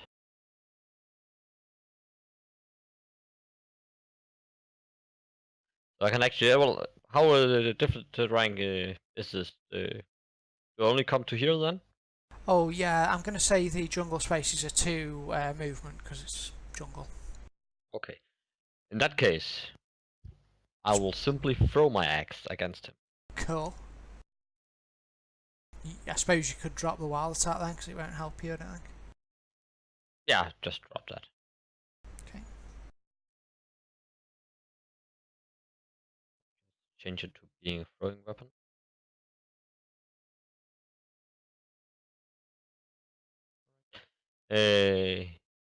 I really don't know how much range, but I guess since I'm so close, it will be short range, right? Yeah, short range there. Yeah, each square is just 5. And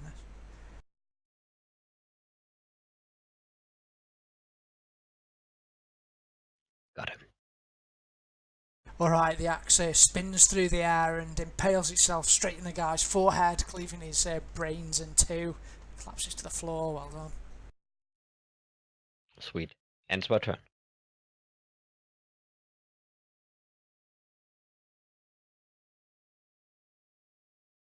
Yep, these guys aren't running away, SARS. Okay, so he takes another shot with his bow. Yeah, I'd rather that be spirit than his attack. Yeah, yeah, I suppose you were a bit worried then when you saw those dice going in. Okay, he takes a snapshot at you. Oh, it hits you pretty solidly. Not too bad, it's a wound. You want a Benny? Or a soak or... Yeah.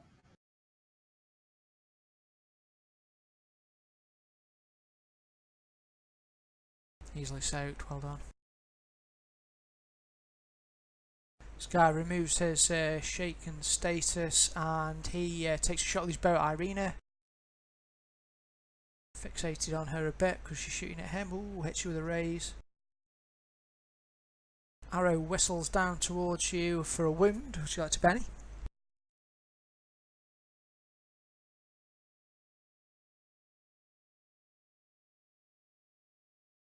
Gosh, I can never. I'm always looking for it on the combat page, and then I get confused where it's going to be. Oh yeah, because they moved it, didn't they? In the case, well done, that's a soak. This guy though, he retreats a bit into cover.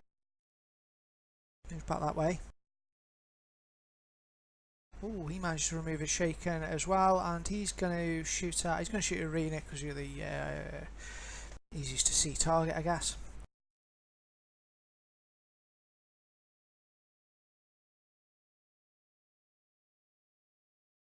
Hits you, but it's a glancing blow, no power in it.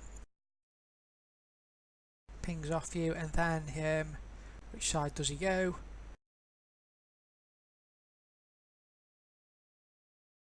As he gets to there. Right, I start paddling like crazy. Which way? Towards the bridge. Towards the bridge. Okay. We're traveling that way, aren't we? Towards the bridge. That's where the ambush is. Okay. Make me a boating roll, please. Boating roll. I'm guessing that's going to be unskilled. I'm going to be shocked if you got boating. Yeah, well, it'll move. You'll get it to going forward. So we're going to move 2 spaces forward for that. I will try to Benny that. Okay. For the laugh of it. Well, you'll get 4 spaces if you get a success. I will try it anyway. I have faith in my lord.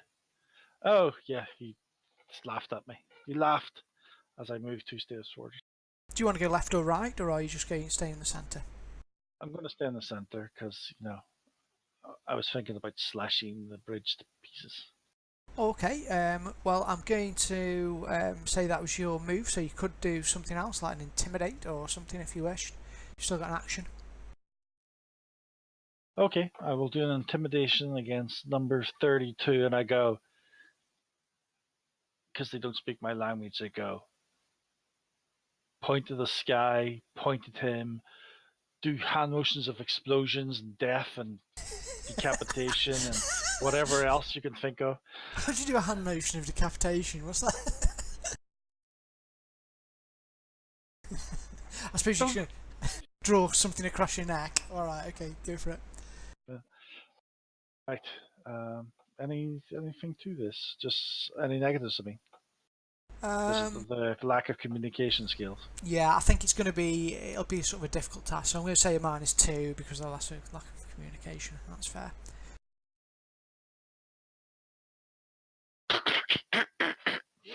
Yeah, that worked. Yeah, while you're paddling. It's hard to look impressive while you're paddling. That'll do me. Oh, right. Oh, did you do it? Damn it, I've got a... Oh, well, this is only one guy who's got the Joker. Sadly, it's the one shooting at you there, Jonathan. Knocks another arrow and lets fly. Should it be a meanie? I'm going to be a meanie.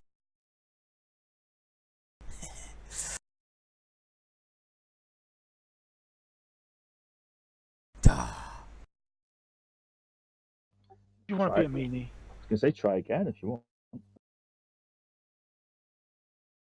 Yeah, I'll take the shake. Okay, you take the shake. He's running out of ground a bit. He backs up to there, I guess. Boat movement and intimidation. Alright, boat and roll. Ooh, moved a bit faster, but not enough. Oh, I do an the imitation. I do an intimidation against no one that can see me. Oh no, that guy! I can see that guy. Number 5 in the distance. Try Sure, him. yeah. Multi-miss. You fire brimstone. You act out the gory bits of the Bible by mime. Mime, not meme. Huggy wugga.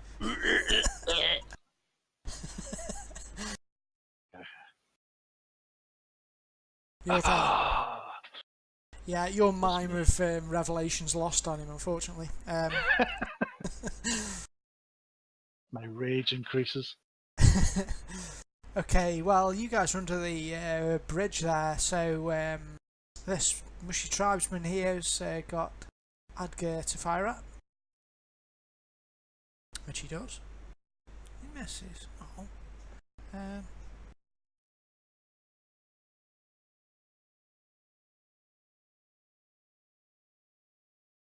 Let's have another go. Oh, it's even worse.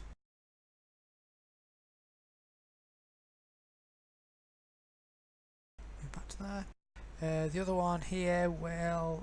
oh, sorry, Jonathan, he's going to take a pot shot at you. Damn it. Shoots you in the back. Oh god, 2 wounds in the back. It's gonna smart unless you want to bend it.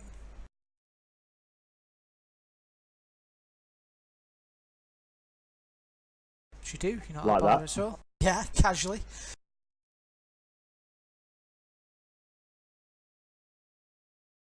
I'd go for it. Well, I guess that I will let my axe be where it is at the moment and rush down here. I can just make it, so it's fine. So it'll be an unarmed attack against him. Oh, will you give me a wild attack? Yep.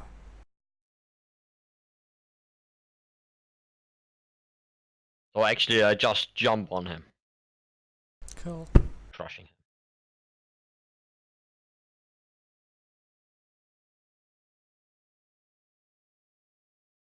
Oh, unlucky. Damn it. Alright. So you jump on him, strike him, but doesn't seem to phase him too much. Arena, you're up.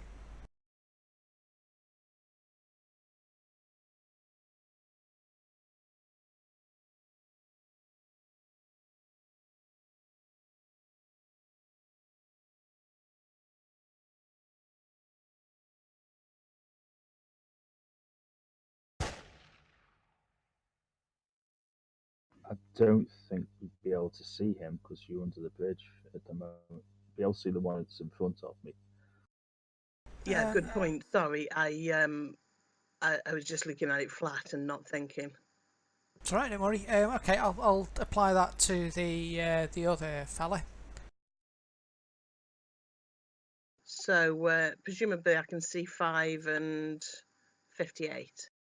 Yeah, 5 goes down.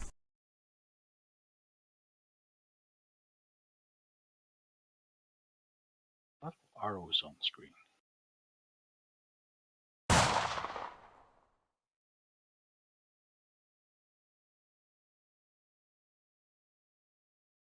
Okay, and Rick, as you're wrestling away there, a shot comes up from below and strikes the mushy tribesman in the side. Lucky him. Jonathan, 1 left.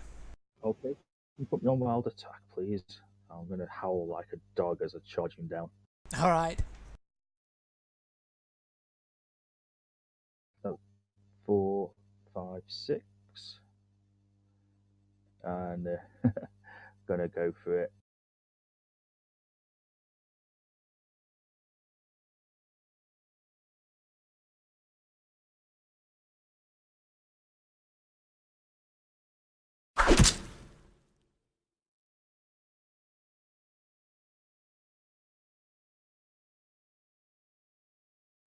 Cool. I just sort of like cheer, just basically slice his head off and throw it into the river.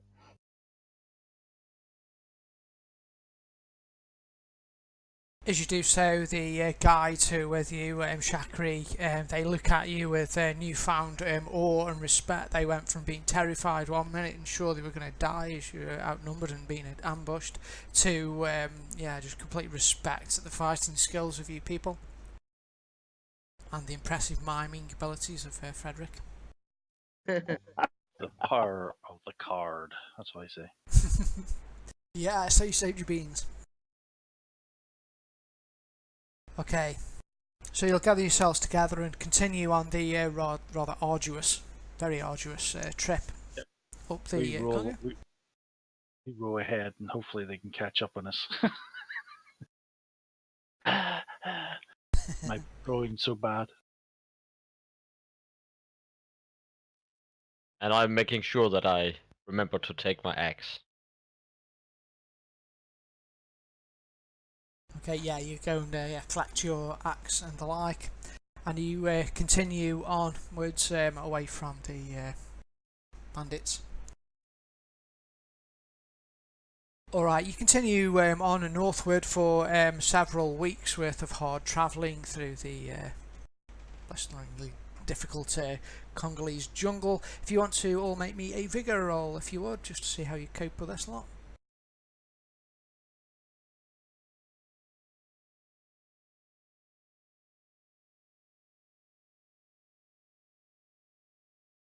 Venus fine, just Frederick. Yeah, okay. Jonathan, you'll have a point of fatigue, just general from weeks of jungle travel, unless you want to benefit.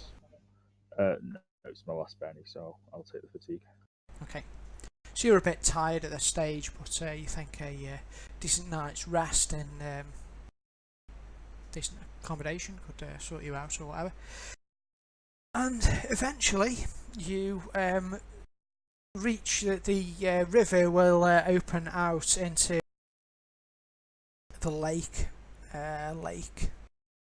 Dumba that you have been seeking out. You actually came off the River Congo onto a tributary and headed into the Belgian Congo, and finally you're just right at the tip here of the of Lake Dumba.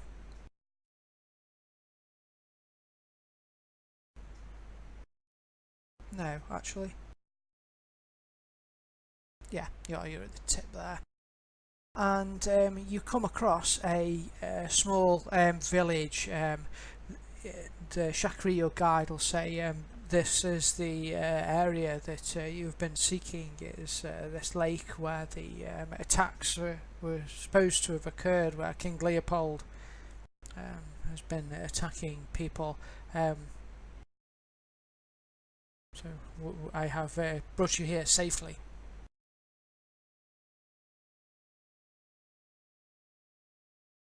Various tribesmen come to the edge of the banks, and you can see a small village here. I'll just give you a map of it.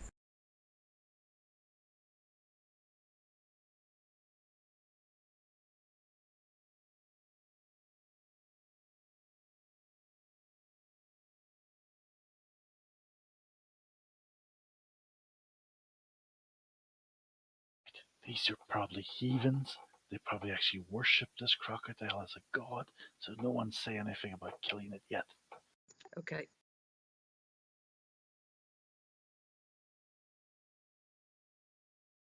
Shakri will say, I can interpret for you. He waves at the bank, at the tribesmen who, various women and children who come to the side of the bank and regard you somewhat suspiciously.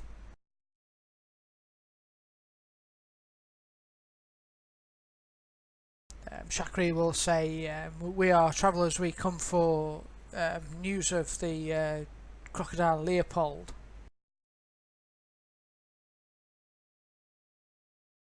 And Crocodile Leopold sounds like something you get in a very fancy restaurant. It does, doesn't it? Yes,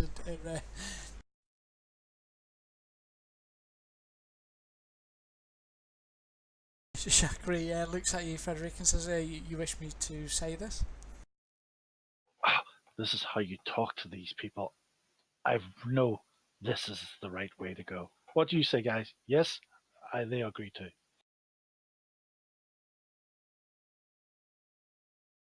Shakri will shrug and say, these people can't talk of their god, saying he is stronger than our god. And he says he is a god's weapon, proving his god is stronger. There's a laugh that comes around from the village, and a large, an old man with a leathery skin and heavily painted features and hair dreadlocked, caked with mud. He looks at you with sort of yellowed eyes and smiles with blackened teeth towards you, Frederick. I'll say to our guide, tell them they must not laugh at him, otherwise he will pull mimes at them. He will mime at them, and they will know fear. Yes. And you see, the thing is, these people don't know about mimes yet. They've that horror to face. Yeah. It's a blow the belt action, that.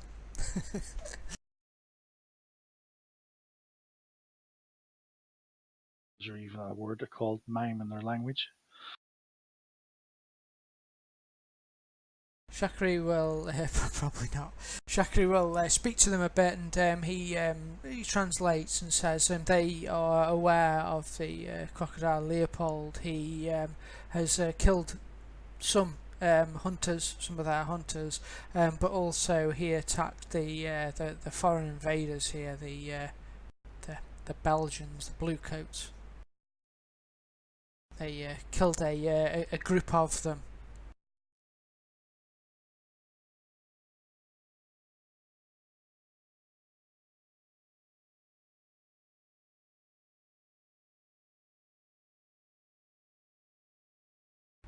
but they say they have no interest in your god.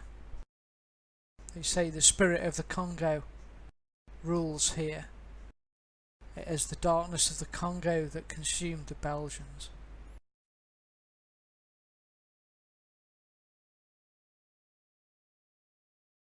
Right, this is my plan. We're turning them all to Christianity. It's a win-win. Alright. I'll talk with the others. And we're just kind of, just saying nothing and just, you get over it in a minute. Shakri will he makes some good progress with the being your guide and sort of smooths things over a little bit, and you are sort of allowed into the village, and they sort of welcome you in there, though they're looking at you rather suspiciously, but do share some food with you if you wish to eat it. Yes. Does it look like Yep. it's human food? As in, is it like a cooked arm, cooked leg, that sort of thing? Here's a leg. No, these people are not cannibals. They Okay, do then not I eat eat their it. own. Shakri saying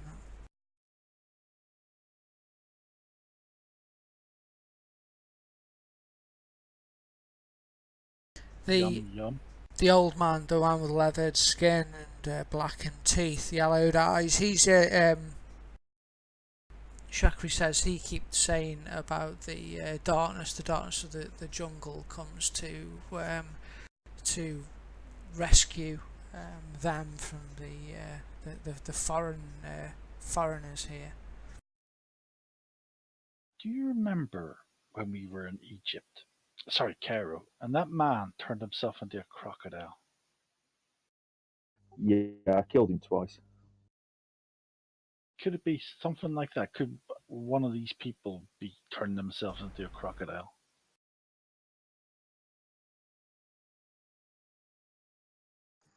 I don't know. He's got very yellow eyes, black Did teeth. he revert to a human form when we killed him? I think he sort of disappeared into a misty goo. Well, that would be a bad thing then. If we have to kill a massive crocodile just to find out we don't even get a skin off it.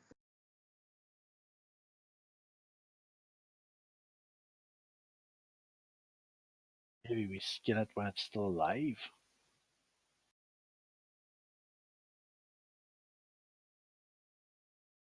I don't know why I'm saying that. It's only an animal, so it doesn't matter. We've been given dominion over the creatures of the world.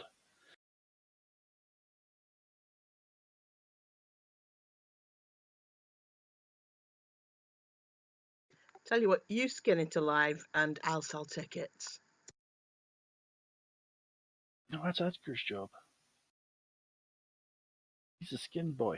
He's a skinner.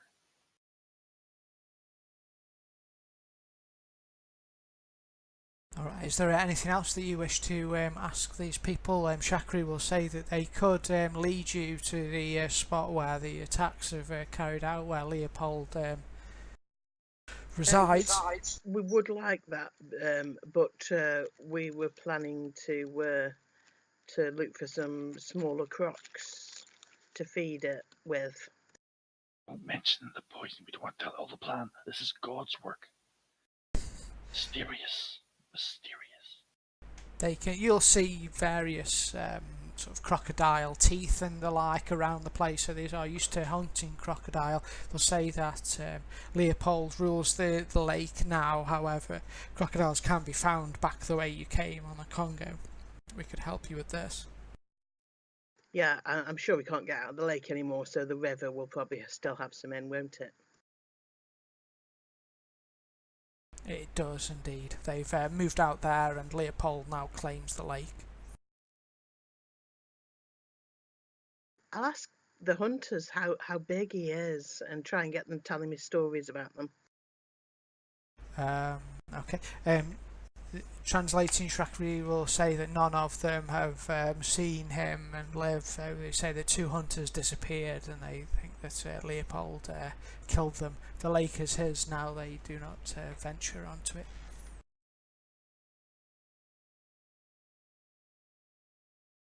Yeah, I don't think we should venture onto the lake either. I think we should pull it out of the lake, or tease it out of the lake, Yeah, or that, taunt it. hence that's what I'm hoping with the crocodiles will do. You see, I'm hoping we can stake them and make it come onto the land for them. Well, let's go hunting. Get ourselves ready. Get the trap set. It's still daytime. I'm just setting something up. One Yeah, second. it's the first day and we've just Okay. arrived. The polite thing to do is to sit around and gas. Yeah, Gas. and Jonathan can also make another vigor roll if he wishes, because you're finally off that damn canoe and you can have a bit of rest and food. Yeah, it's good party food.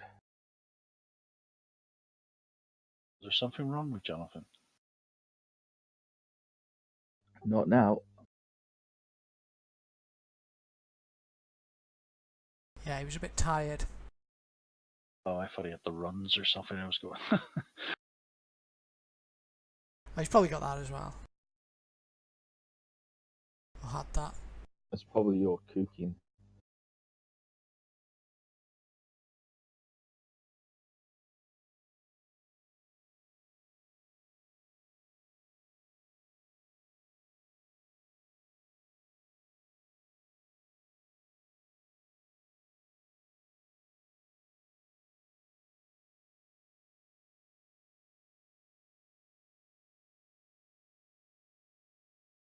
Good grief. Okay, so you'll spend the evening with them. Quite a lot of them will be suspicious of you, particularly the witch doctor. He gives you dirty looks, suspicious dark looks, particularly the priest Frederick. He's not much for you at all.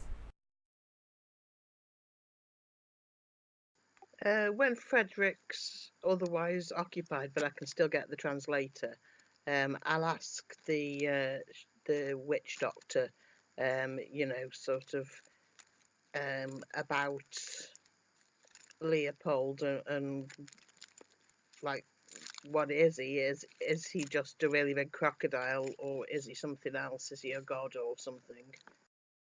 Alright, sorry to do this, but make me a perception roll first, please. Sorry, notice. Okay. Critical fail. No, I don't notice it. You can ban any critical fails if you wish, but up to you. No, it's my last penny. Alright, and then if you wish to make me a persuade roll just to see how agreeable he will be to you. Whoa, very good. Okay, Silver tongue. he likes you. Okay, so you get the impression that despite the fact that the two hunters have gone missing, he thinks that Leopold is a good thing here. He talks at great length, ranting about the blue people. He's referring to the Belgians there. They're people who have come and enslaved the people here and are essentially raping the forest of its natural resources, and he thinks Leopold is a natural response for that. The jungle here is a living organism which has reacted to expel the intruders. So he actually seems like he's quite supportive of Leopold. Right. Well, I won't say anything to suggest to him that what our intentions are towards it.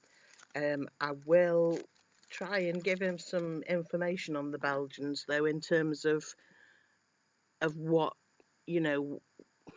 of what will put them off and what won't put them off, because basically it's down to time is money and things like that, and and if there's things that are stoppages that they can't blame people for, how that will drive them away. Yeah, okay, I'll give him some hints on how to avoid the Belgians. Yeah, how to rebel against the Belgians without incurring the wrath, basically. Cool. Okay, so you'll discuss that. Was anyone else doing anything else in the evening?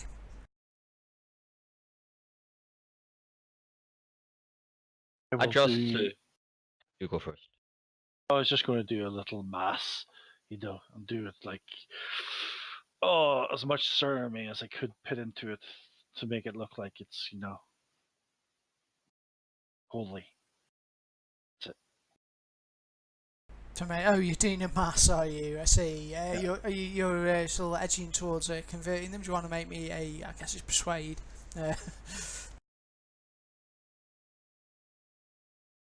No way. Okay, they're quite fascinated by what you're doing. Your mimes are particularly good this evening, and yeah, they'll be interested. Though I mean, you've not converted them with one roll, but they're interested in what you're up to. They find you as a curiosity at the moment.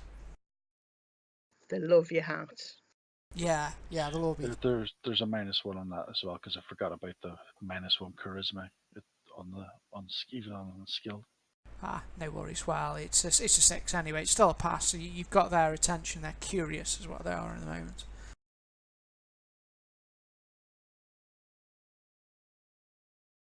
Does somebody else want to do something? Well, I'm just going around and be observant to see if something acting foolish or doing something that should be on our concerns. Absolutely. Okay, so make me notice roll for your snooping. They're going to ban that. All right.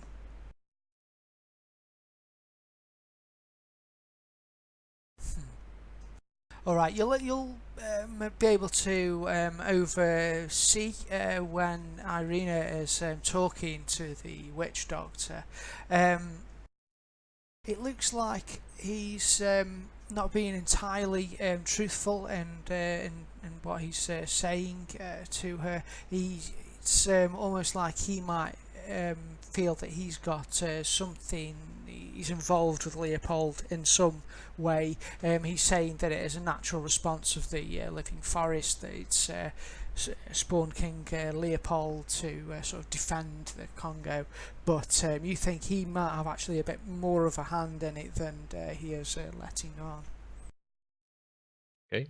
Well, I'll let everybody know what I see and what I'm guessing here. What are you guessing? Well, just what Scalon just. Yeah, just that the witch doctor may have actually had a hand in the appearance of Leopold rather than it just being a response of the forest. Yeah. I had mentioned earlier about the Cairo crocodile guy. So You had suspicions also. Very good. Well, okay, the night will pass and you'll get a decent night's sleep, and I believe Jonathan's now feeling better, so you can remove your fatigue. Already done. As the village is begins to awake with the warm rays of the African sun the next morning, a man, two men in fact, walk into the camp with a purposeful stride. It's not an exact image, this is just sort of mood shot about what the sort of uniform the guy is wearing.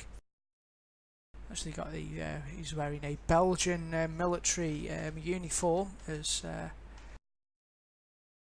you will know it. He is a tall officer with black hair, waxed moustache, and a scruffy sergeant stands next to him with black teeth and several scars across his cheek and nose. There's a Congolese interpreter next to him, and the three of them stride purposefully into the camp. I'm going to put them on the map.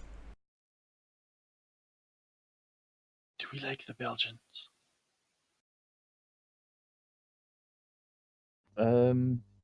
What I mean, do the English like the Belgians? Yeah, because I know they don't like the French, the Spanish, and practically everyone else in the world. I think we're actually. I don't think we're antagonistic with the Belgians because the Belgians are not very friendly with the French. But Okay. I think we are just acknowledge them basically. So I don't think we tend to particularly compete that much, if I'm not mistaken, at this point. think the Belgians are fairly. Everyone just goes there to fight, don't they? Belgium. No one's that fussed. I don't know. Yeah, I mean, we're friendly with them in a few years' time, that's for certain. All right. Yeah, I think at the time there was a lot raised in international law about, the legitimacy of what he was doing, but of course he was a king, so nobody could really do anything. Yeah, that's true. I think in Africa at this point, the colonial powers weren't particularly antagonistic to each other. There might be the odd little skirmish here and there, but we were probably mostly fighting down in South Africa. I would have thought at this point. Yeah, I think we're kind of in Boer War type territory, aren't we? Yeah. That sort of area. Yeah. Congo seems to be split between the French and the Belgians anyway at this point. So I think England's kind of neutral, or at least friendly, neutral with Actually, Belgium. there's a really interesting program that explained why everyone had colonies everywhere, and it's pretty much if you get in a boat and you leave like France and go to South America, you'll end up in French Guiana. But if you leave from Holland, you'll end up in Dutch Guiana. So, like, loads of these territories were just where the currents will take your ships from where you start. Oh, I can imagine. Yeah, I see that. Yeah. Yeah, because I suppose the most favourable, winds and currents and stuff, because they're all the trade winds, don't they, with the Caribbean, and they go round in a big circle. Yeah, I mean, with sailboats, you have to go sort of like where the wind is taking you, really, or be calmed in, doldrums and all kinds of nasty things. It'd be the sort of most efficient way to go, wouldn't it? So yeah, that's cool. Yeah, you see the Belgian territories, just having a quick look at a map, the Belgian territories, the British kind of border it at the bottom, but underneath the whole Belgian area in the centre. But but I mean, you've also got the Portuguese bordering it, as well as the French and the Germans, and then the British kind of border it towards the northeast as well, because obviously we'd got influence heading up further north, up to through into the more Arabic areas of like into Egypt and that area there. Cool. So but I don't think it's massively fought over at this point. I'm just having a quick look on Wiki at the moment, to be honest. Yeah, I think I don't think there's any particular reason for Belgium as a country to be hostile to you. Good. Oh, we're friendly to these guys then. A minute. Okay, so you've got Major de Klerk, a officer, and his black-toothed sergeant standing beside him. They stride purposefully into the centre of the village, and de Klerk says,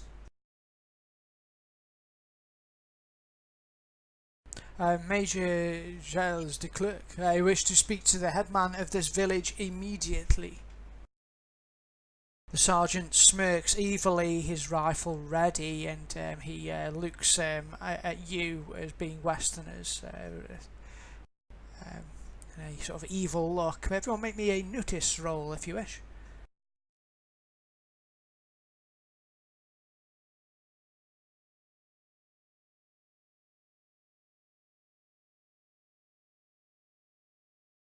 Okay, you notice surrounding the village in the forest there are a large number of Belgian soldiers who have sort of surrounded the village. They are...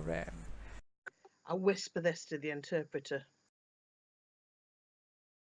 Okay, he goes a little pale. You can see they're all got rifles and bayonets. Yeah, the soldiers there. I have been searching for the people responsible for the killing of my soldiers in this area. Where is the headman? Oh, I don't think it's going to be any of these natives. There's a giant crocodile in the lake. It's been eating up loads of their people as well. Giant crocodile, don't talk to me of such nonsense. This is obviously done by the locals here. We know these people resist us. Well, Well, we are. the natives, they're bound to be slackers, aren't they? But I should think that's all it is, just lazy. Well, we shall see to that when we put them to work in the mines.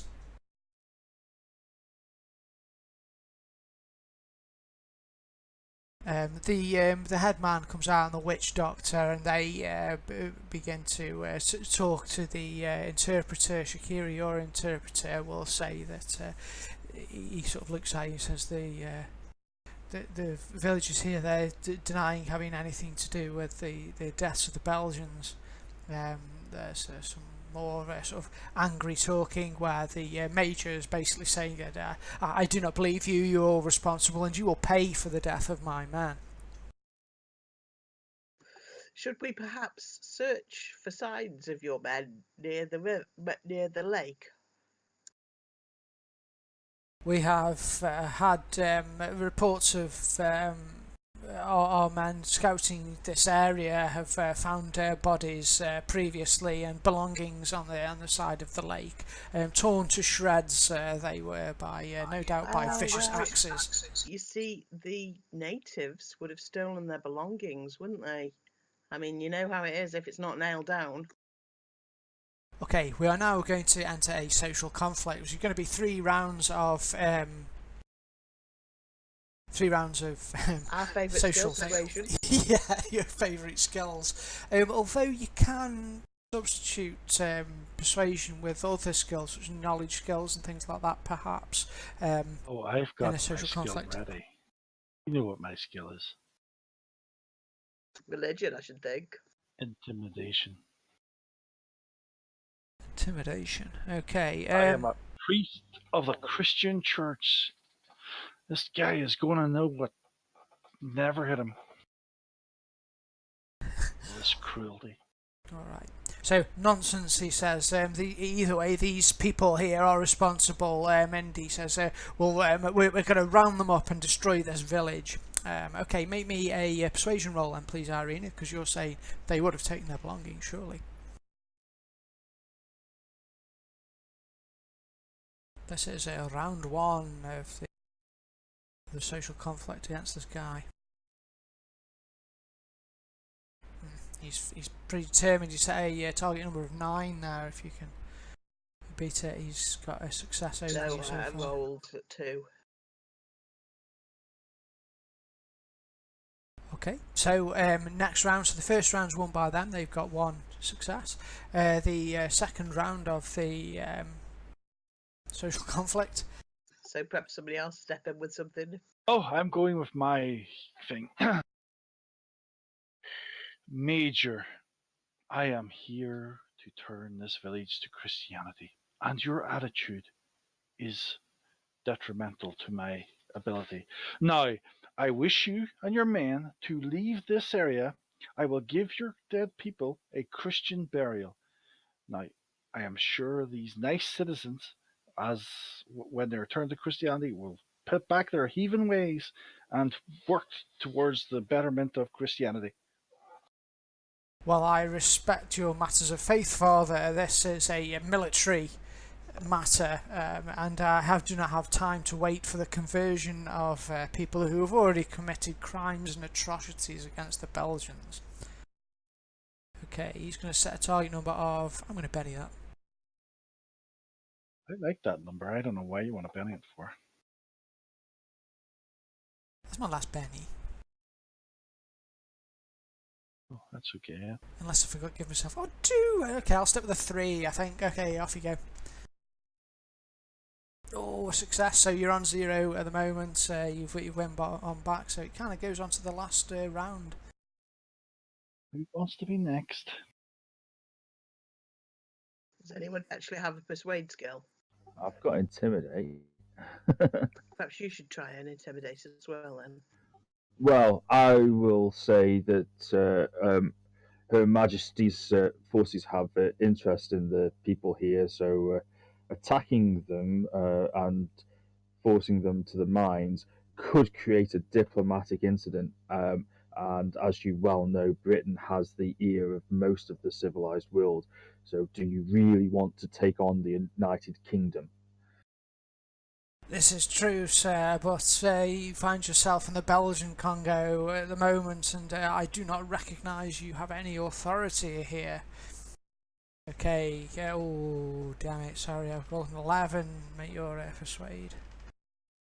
Oh, it's a draw! Oh, okay, well, I think regardless of whichever way I give it, let me just have a look at social contract rules.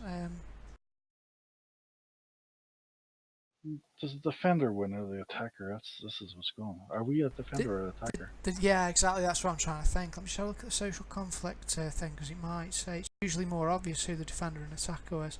I was giving you the advantage by rolling, first, because you need it. There's social conflicts.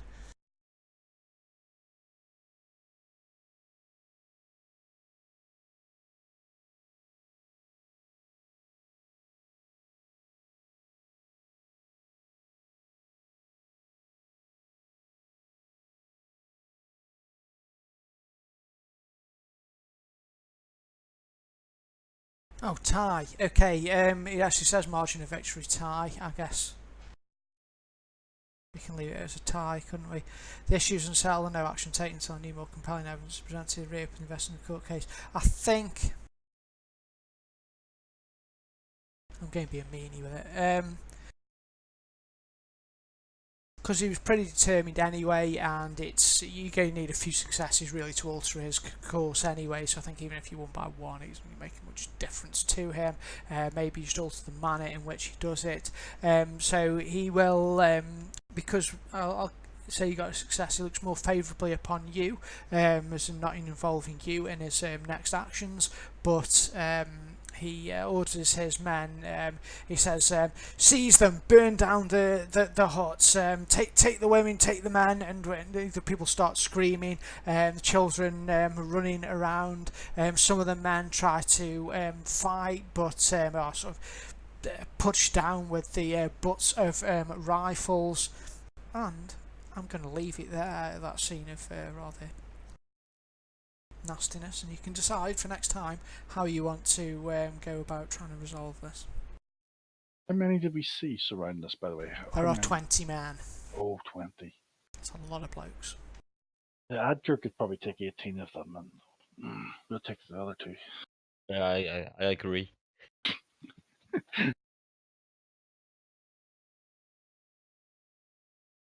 I said that we just. Oh, I see them now. Wow, I didn't see them earlier.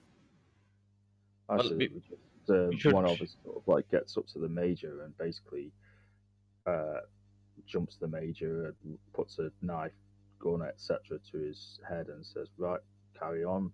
You ain't Sergeant. You're now in command. What are you going to do?" Maybe we should prove Yeah. the innocence of the village after. No, I'm up for fighting them now.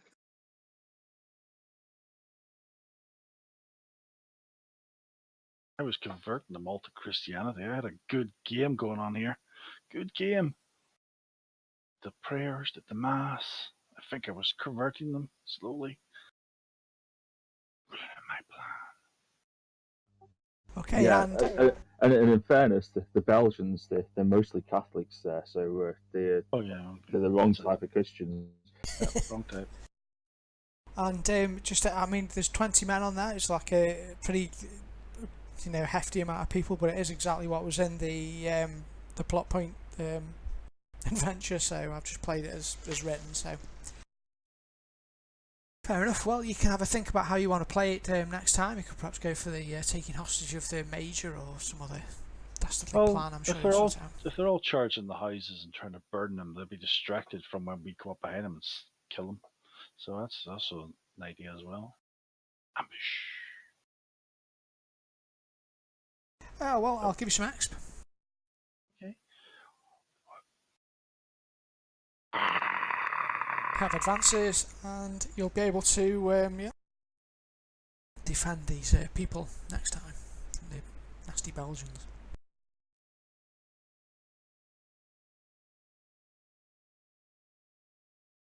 Well, I hope you all enjoyed that. No one died, though I nearly killed Frederick again. Damn it. Yeah, I Mhm. noticed. I know.